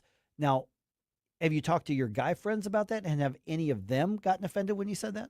Not a single one. Yeah. No, I mean, a lot of the guys, especially the younger guys that I talk to, we are returning to the mindset of, no, men need to be providers. That's what all of human history has been, is that men typically are more suited and better capable of fighting off the bears that attack the village, or going out and clubbing down a mammoth so we can eat, or something like that, right? Like, that's the mentality. Now, it's not to say that, she needs to be barefoot in the kitchen all day, right? But at the same time, the prevailing seeming logic is that when you're young as a woman, then you should be able to go out and have fun, build up your career, be a boss girl, go out and be an independent, strong woman. And then much later on in life, when you're finally decide if you're ready to settle down or not. You had your fun. Yeah, you now had go your do fun. what's not fun and have a family. Yeah, but the issue with that is that usually the ages of the women are at that point, it becomes sometimes more complicated to have a child. It becomes much later on in life, because you're not and I'm speaking from experience, not trying to stereotype. But a lot of the women that have this mentality, they view it as at some point they'll find somebody to take care of them, and then they can stay at home and do their stuff. They're not viewing it in the sense of, well, I'm going to be setting aside my money to start planning on this. So it's like, have all the fun now, and then make it somebody else's problem. Okay, so I'm going to say this kind of as an observer, and I'm not trying to start stuff, but I probably will. And that is, this is one of the elements, because you pointed out, you're like, even you've encountered a number of women who are on the right, probably conservative and in many other ways active, and they still didn't like your traditional view of that. This is a ripple effect of the first, second, and third waves of feminism. Oh, yeah. Which has absolutely affected the traditional foundations of our society. Now, somebody can argue that it's modernizing and it's a good thing. Okay, we can have that debate, but I'm just saying is that the effect is absolutely very, very real, and I don't know that you can deny connecting A and B there. Exactly. And again, these are the single people. I'm not saying that I've met people's wives that act like that, because usually if you're smarter than that and you know better, then you're married already. But then I'll also point out that there are a lot of really scummy men out there, a lot of totally, users, abusers, manipulators, stuff like that will sometimes present themselves as nicer, more confident, more provider type people. And so then you have that reoccurring theme of, I got my heart broken too many times, or you have guys out there that are just causing a bunch of problems for everybody, and it makes it harder to get a first chance to demonstrate yourself in that manner. Whereas in some of these other cultures, it is the whole point of a relationship is to blossom into something long term. You're not just dating to try out the waters to see, going on test drives with cars. It's like, quite literally, is this somebody that you're going to want to have a family with? Is this somebody you're going to want to marry and then live the rest of your life with? And I think that those cultures sometimes are a little bit more rare now, but I think that's sort of the appeal of maybe looking at some of these other cultures and finding somebody maybe you could bring back to the United States. Yeah, and so a lot of these guys just kind of feel like, to your point you just said, they feel they're going to have better success finding someone who buys into that more traditional set of values somewhere else. Mm-hmm. they might be right. I mean, I'm sure that there are young American women out there who view it the same way. I don't know if there are nearly as many as in previous generations. And so you've got this considerable divide between the two sexes, the two genders. And yes, there are only two, that's increasing in so many different areas. And you're seeing this reflected in this, and you're seeing it reflected in political views and in cultural views. And the Institute for Family Studies has been tracking this for years. And what they're saying year after year after year, the divide between male and female isn't just, we have a difference of opinion. Isn't that cute? No, it's resulting in fewer marriages succeeding, fewer children. And that's going to have is having a massive effect on all of this. Culture and the changes in culture, good or bad, have ripple effects on everybody. Oh, absolutely. And like I said, I've also observed the opposite effect where very good women end up with these very weak men that don't really give them any sort of that feeling of what they want out of the relationship. And so then they start looking at which other cultures have men that are a little bit maybe more dominant, maybe a little bit more serious. They're not stuck playing video games in the basement all day with no ambitions in life. Yeah. So who knows? Check out the stream right now. There's some really fascinating comments coming from a lot of different people on this discussion. So, some of the comments are coming off Rumble, some are coming off Facebook, but they're all going up many of them are going up on the stream itself, the video stream. Check that out and jump in and get part of that conversation. The only thing that says I'll never be like you. Every time I see myself, I can't picture my ideal. From the News Talk STL Weather Center. I'm meteorologist Chance Scotch with your first alert forecast. We're tracking highs towards mid-90s, but feels like temperature could be up to 107 degrees in downtown St. Louis. We're going to be seeing a few chances of some isolated showers and storms, some of which could have some stronger winds.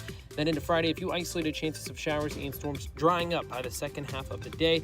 98 degrees Friday. This weekend, we continue our first alert weather day coverage, though, lasting through Sunday, as it feels like temperatures all continue to climb back towards the triple-digit threshold.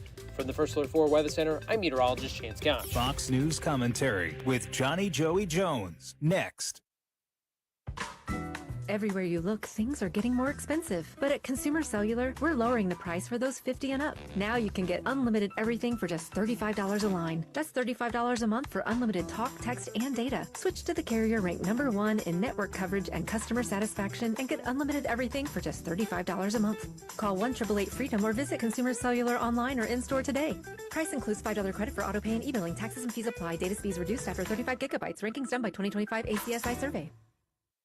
Here's Johnny Joey Jones on the Democratic Socialist of America. When you talk about abolishing prisons, abolishing police, stuff like that, now you're getting more radical as far as people's daily lives. I will say this, though. According to Gallup, 66% of Democrats have a favorable view of socialism. So it's not mainstream. Maybe what brand of socialism, what professor you had in college and how they presented it to you, maybe that has something to do with it. But when you think about, now a solid 2 generations, when we look at millennials and now Gen Z that are coming into adulthood and have had college professors preach this to them, it becomes much more palatable to people because they see the academic romanticized version. They're not even listening to the actual politicians and some of the radical ideas. They're just picking up on that word socialism. And the truth of it is the stretch from Democrat, Socialist of America, and communism is how palatable they're trying to make it for people to want to vote for them. For more commentary like this, go to foxnewspodcast.com. Mike Ferguson here. Retirement should be a time you can relax. No more stress from work. But there's one thing you can't forget about when retiring. That's your money. Do you have enough saved to fund your income for life and keep up with inflation? How will you claim your Social Security benefits? And what about long-term care? The ClearPath Wealth Management Group at Stifel is here to help answer all of these questions. You can hear their latest views on the markets and investing during On the Money, hosted by Stifel financial advisors Bob Stockdale and Eric Robert, every Saturday morning at 9, right here on News Talk STL. They can help you get organized, guide you through critical retirement decisions, and create an investment portfolio designed around your needs. To schedule your free retirement plan consultation, go to clearpathinvesting.com. That's clearpathinvesting.com, or call 636-695-2650, 636-695-2650. Stifel Nicholas and Company Incorporated, member SIPC and NYSE. I'm Dr. TJ, owner of the Institute of Natural Health, co-owner of Optimal Nutraceuticals, and the host of Wellness One. Wellness One is designed to cut through the nonsense and provide you common sense, science-based information regarding health and wellness. On the show, we discuss topics like thyroid health, gut health, hormone optimization, and many others. Our show airs Saturdays at 10 a.m. and 2 p.m. and Sundays at 11 a.m. and 3 p.m. right here on NewsTalkSTL. And you can visit us at inhstl.com. That's inhstl.com. Free speech is alive and well in America right here. It's about time somebody stood up for true American values. What this country needs is some backbone. Finally, a president who wants to make real change. 101.9 and 94.1 News Talk STL.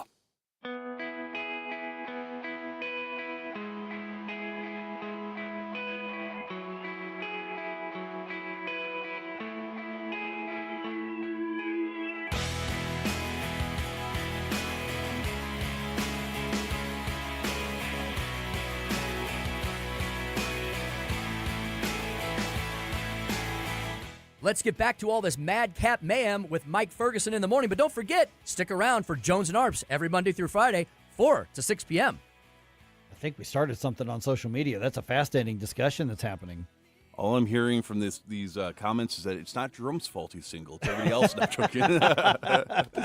No, but this has been a very interesting dynamic of things because, I mean, things are more complicated than just any one sort of thing. But it's something I think a lot. The male loneliness epidemic is a literal observable thing. And it's not just like the War of the Roses kind of stuff. I mean, it's a bigger, massive trends, and we see the videos on social media, and we tend to think, okay, content creator blowing things out of proportion, but it came from somewhere. If you want a good example of what it's like to date as a younger person, go on TikTok and look at the advice that these snarky, boss babes are giving, and then you can clearly understand where a lot of this sort of friction is coming from. Yeah, and same thing with the Andrew Tate kind of men that are teaching that toxic masculinity. Do not, crap. And I think one of the issues is that younger men, and maybe older men who've been burned later in life, and they've essentially said, we're not chasing anymore. And there's not a lot of pursuit, and there's, I think, a lot of confusion. We're just one of those stages where there's a lot of confusion when it comes to trends and culture and all that sort of stuff in relationships. Well, and before we get to the next topic, the other thing too is, if I recollect on my own experience, I mean, I think boys are really lacking positive male influences in society right now. Absolutely. And there was from 2013-ish, 2012-ish until literally, I would say probably 2024, 2025, the whole idea was that men are evil, men are bad, you're all sexist, you're all bad. And so guys just sort of like, well, if this is all we have to pick from, then what incentive do we have to actually man up? And then, okay, I'm going to be a passport bro. How dare you? Well, you got all these women right here, but you hate me. Yeah. I mean, being masculine is toxic and evil, but then you're mad at me for being too soft and weak. Like that's yeah, exactly. All right. Keep those conversations going. I'm looking at some of those on the stream that are just coming through. Really interesting stuff. Okay. Man, flock cameras are in the news. Yes. A lot on this. We had, the conversation I knew would be interesting. It was far more interesting than even what I was hoping for earlier, and that's going to be on the podcast. Amy Peikoff from the Pacific Legal Foundation gave some perspective on the whole flock surveillance thing. And we say flock, that's the generic term. There are other companies that do the same thing. This applies to like license plate readers. Right. Others, Flock is just the biggest brand name on it. Yeah. But she had some really interesting legal background that puts some of this into perspective, but then also said, here's where she thinks that those who just want them all torn down should reconsider. And she said those who think that they should just run wild and record everything need to reconsider a lot as well. Now, she was far more anti-flock than what I think that initial description would describe. But check out that podcast. It'll be up here in an hour and a half or whatever it's going to be. Yeah, just under an hour. A little bit, yeah. It'll be up there. So make sure you're subscribed to Mike Ferguson in the Morning. And that's interesting. When you see that debate that happens on your social media, just click that link and just put it in there saying, hey, guys, here's an interesting discussion. Really balanced. Check that out. And then you can kind of spur that conversation on in a good way.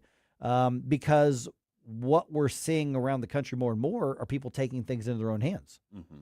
I don't like this. That violates my rights, I believe, violates First Amendment. Government is tracking us. This is a surveillance state. How are they doing it? Well, with things like that. Yeah. And then they're cutting them down and they're destroying the property, or they're, putting something over the camera, paint or whatever. And they're doing all these things. And well, that's actually a crime. And I think some people say, well, that's a crime and it's destroying private property or government property, depending on how the contract reads. And others are saying, well, it's civil disobedience to protect our rights. Yeah, I mean, first of all, I'm not saying go destroy somebody else's property, period. I don't want to encourage that sort of behavior, but at the same time, the Boston Tea Party was not a request, may we please get rid of some of this tea because we're upset. I mean, that it took sometimes in the history of America, there have been moments like that where it's like, we're going to send this example. You're not getting it when we try peacefully. You're not getting it when we make requests. We can't afford the legal process, because the average person as a whole, it's very lengthy and complicated, and you've already made the decision to follow through with this. So I get the frustration of saying, you know what, this is the quickest, easiest, and most self-gratifying way of taking care of this. I think self-gratifying is a big part of it. Yes, but is it going to actually have the effect, or does this company already have enough money to just throw up another one and get you convicted? Well, and there are so many other factors on this that we spoke with Amy. One of the things that we don't know is who's accessing all this data. I mean, for instance, we live in a surveillance state right now, and a lot of it is in the private sector, the private market. We are self-surveilling every day when we carry our phones around. That's being tracked, and that data is being sold. When you post on social media, that data is being sold. You know why social media is free? Because you're the product. Because you're the product. And so there's the voluntary aspect of that. And then with Flock, the argument is this isn't voluntary. So check out that conversation. Our friend Glenn Jacobs, soon to be term limited out mayor of Knox County, Tennessee. He was been on the show a couple times. We've done events with him, or an event with him. And he was giving a speech, and Young Americans for Liberty took a clip of him talking about Flock cameras. And I thought some of the things that he argued were really interesting. So here's what he said, and I'll just apologize in advance. When they did the video clip, they put some bed music on it that was kind of weird. But anyway, you can hear what Glenn's having to say. So here's what Glenn Jacobs had to say about Flock cameras. These Flock cameras are all the rage across the country. The danger with Flock cameras is they're sold as license plate readers. We've had those for a long time. License plate reader, your car drives by. If it has a certain license plate number, stolen car, looking for a murderer, Amber Alert, it flags it. Hit, police know the car, pass that camera. Okay, they go look for it. Flock cameras do really the opposite. They collect every license plate. They make a digital fingerprint of your car. Make, model, color, roof rack, bumper stickers. And the real danger is this.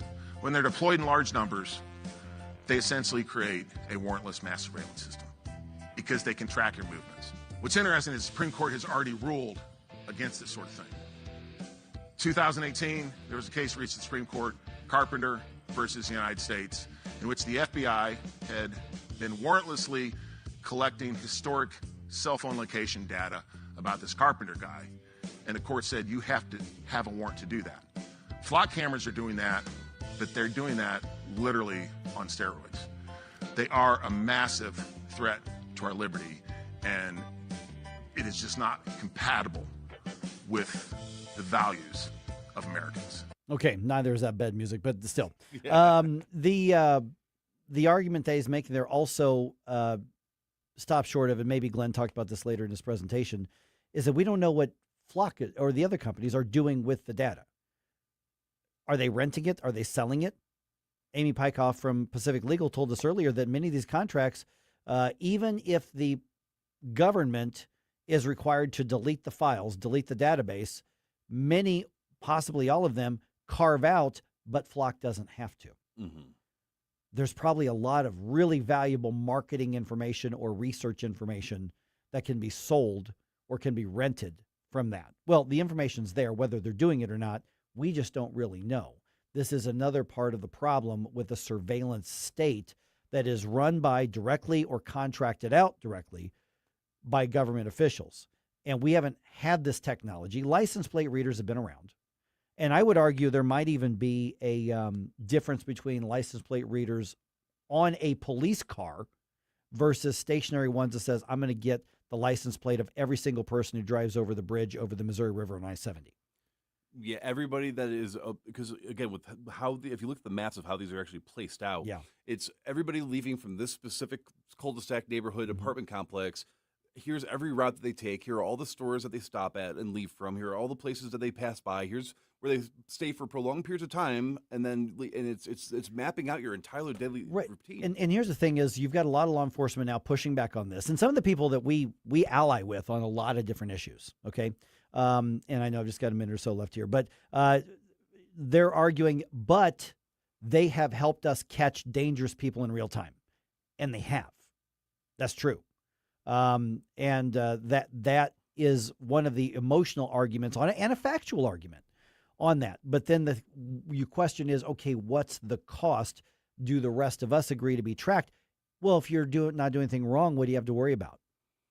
That never goes wrong in government, right? In history, right? Nobody's ever arbitrarily changed what is legal and illegal based on a political narrative. I mean, there's never been false positive identifications that have gotten people injured or hurt. I mean, except that there has been. And 15 years ago when, or back in, when people were starting to rediscover Orwell, what are you worried about? It's not like we're going to have cameras tracking everywhere you go. Well, that sounds absurd. It sounded absurd at the time. Well, now somebody's saying, well, don't worry about it. I mean, it's not like we're going to put cameras in everybody's house so people can watch you to make sure you're not doing anything wrong. Well, people are doing that themselves now. And then asking if they can tap into your home cameras, whether it's Ring on the outside or security on the inside. We're not that far from that. This is the baby steps before it can walk phase. Oh. And we are sitting by, and yeah, it's interesting.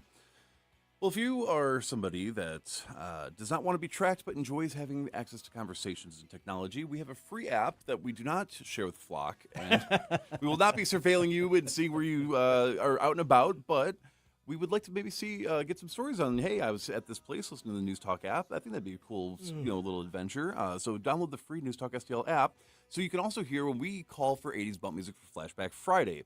This week's theme are those summer songs, the songs that make you think pleasantly and reflect on summer days of the old, no, I shouldn't say old, sorry, Mike and Susie, of the past. So give me some of your favorite summer tunes to Jerome at NewsTalkSTL.com and let me know when you're listening so you can hear your request. Did you just segue between teases and promos?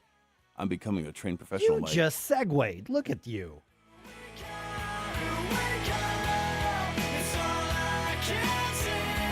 Ronald Reagan once famously said, "Government is not the solution, government is the problem." When it comes to economic growth, government can be a roadblock. With red tape, regulations, and subsidies, government stifles entrepreneurship and also props up businesses that deserve to go under. Unlike government, free markets encourage risk-taking, freedom to succeed or fail. Governments shouldn't be picking winners and losers, the market should. Free markets benefit the business owner and the customer by encouraging competition. Free market enabled a young man named J.C. Hall selling picture postcards in Kansas City to turn his idea into Hallmark cards. In St. Louis, the free market made it possible for Adolphus Busch to turn his father-in-law's local beer into the world's largest brewery.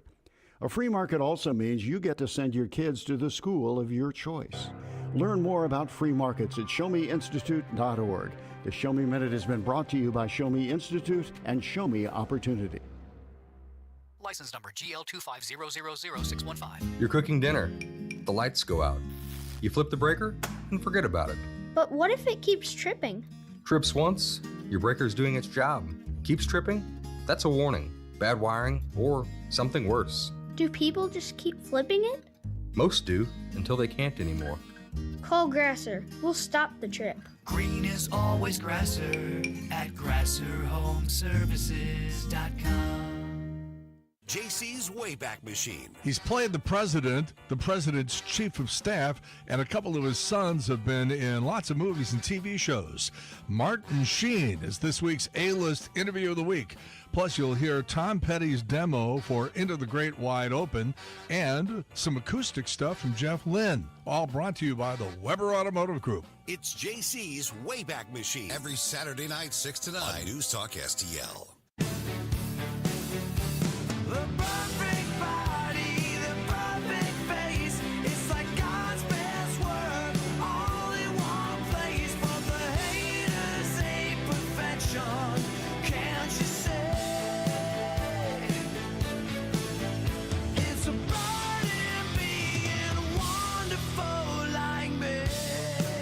Hi, it's Vic Porcelli. And Ken. Hi, Ken. Hey, Vic.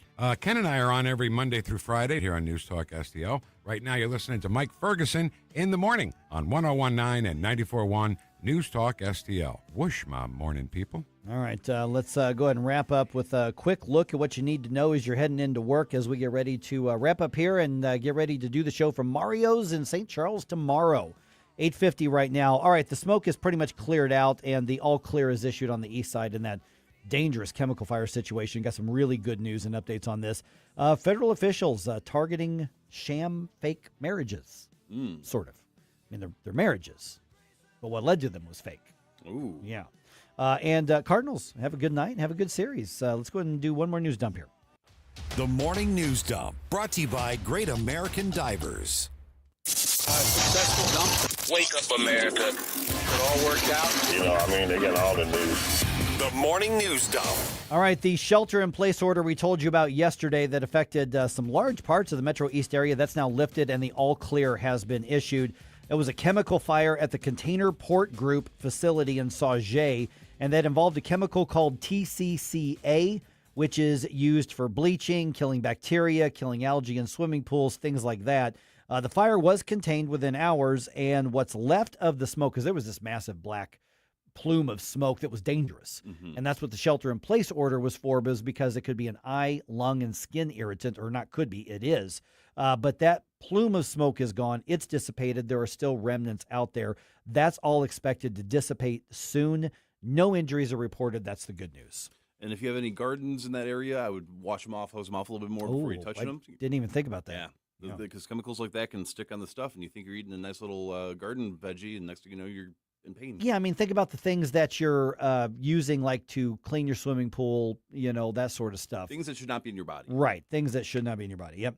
All right, the Justice Department announcing this week that is charging 11 people, accusing them of organizing and recruiting over 1,000 what they're calling fake marriages. Ooh. Legal marriages, but they're saying it was basically a sham to beat the immigration system and getting people from China into the U.S. who otherwise would not have qualified, except they were able to find somebody to marry them. So kind of like an Ilhan Omar situation. Allegedly, right? Allegedly.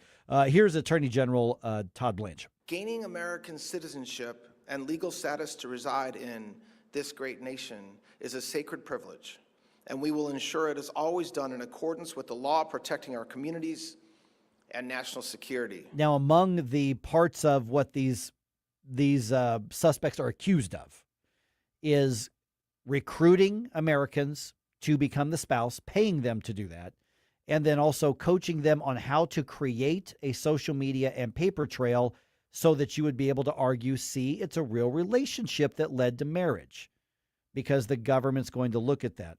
Opponents of the move say it threatens free speech, freedom of association, maybe they're talking about. And I also just want to point out that I think what's happening here is probably criminal because it's fraud.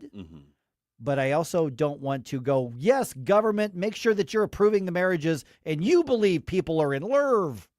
I agree entirely with that. Again, marriage should be, a union before God. But if they're going to be doing that and you're so willing to help defraud our immigration system, I say you keep the marriage valid, but you still deport them together to wherever they came from. That's right. Or, you deport the one who defrauded the system. It's like, well, your wife or your husband, what are you going to do? It's up to you. You're going with them. You participated. Yeah. All right. Governor Kathy Hochul out in New York, joining State Attorney General Letitia James, Mayor Zoran Mamdani, announcing they're spending about $7 million in taxpayer money in order to cover the legal defense of about 104,000 unaccompanied migrant children, a.k.a. children in the country, brought in the country most likely illegally, protecting them from the threat of removal by the federal immigration enforcement agencies. They're calling this part of an operation to combat ICE overreach. So basically, either through their own fault or not through their own fault, they're here illegally, and we're going to spend $7 million of taxpayer money to try to keep them from being deported, is what they're saying. Yeah, that's a tough one because I do feel bad for these children, but at the same time, I mean, you can't just have people dropping their kids off here willy-nilly and creating an orphanage society. Yeah, and does their criminal activity create a burden for the rest of us, a bound that binds us. Here's Border Czar Tom Homan. He was on Hannity last night on Fox. Since I've been border czar, I wrote these numbers down. Since I've been border czar, New York State has denied 14,000 detainers, over 14,000 detainers. Who are they? 6,800 illegal aliens with assault convictions, 800 convictions for child crimes. Don't tell me you're trying to protect children. All right. And, of course, this is just a broader part of the immigration enforcement issue as well here. Caroline Leavitt leaving the Trump administration. President made that announcement on social media. Then shortly after, Caroline Leavitt posted her own statement on that, confirming the change. The 28-year-old press secretary is stepping down at the end of the month to focus on her family now that she and her 60-year-old husband, Nicholas Riccio, have a new baby. That makes 2 babies for them. And so she basically says, I'm going to be a mom, but I suspect that we have not heard the last of Caroline Leavitt. There's probably a book. There may be a column. I'm sure she'll end up doing some punditry and commentary and things like that. But she was one of the most fiercely loyal members of the Trump administration. And I have to admit, it was very refreshing having her be the secretary after the Biden debacle. Yeah, I mean, people that were picked for that. Yeah, and Karine Jean-Pierre and Jen Psaki. I think Jen Psaki was good at what she did. She was obviously just full of crap. KJP was just terrible at what she did. She was awful. And I wish them the best, and hopefully, I mean, I'm proud of her for picking family over the job right now. Yeah, that's the right decision. Jen Psaki, I think, was a worthy opponent.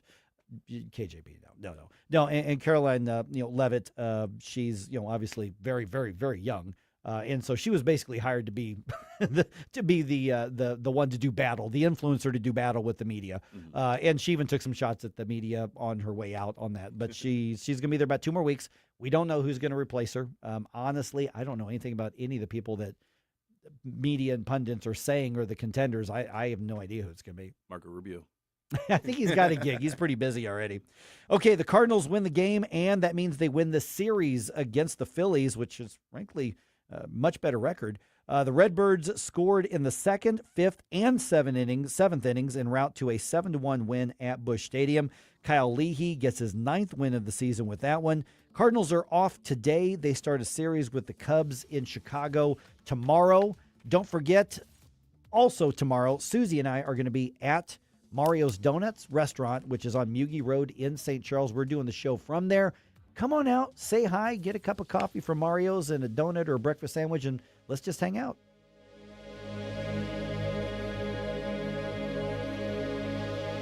Rhino Shield is engineered to outlast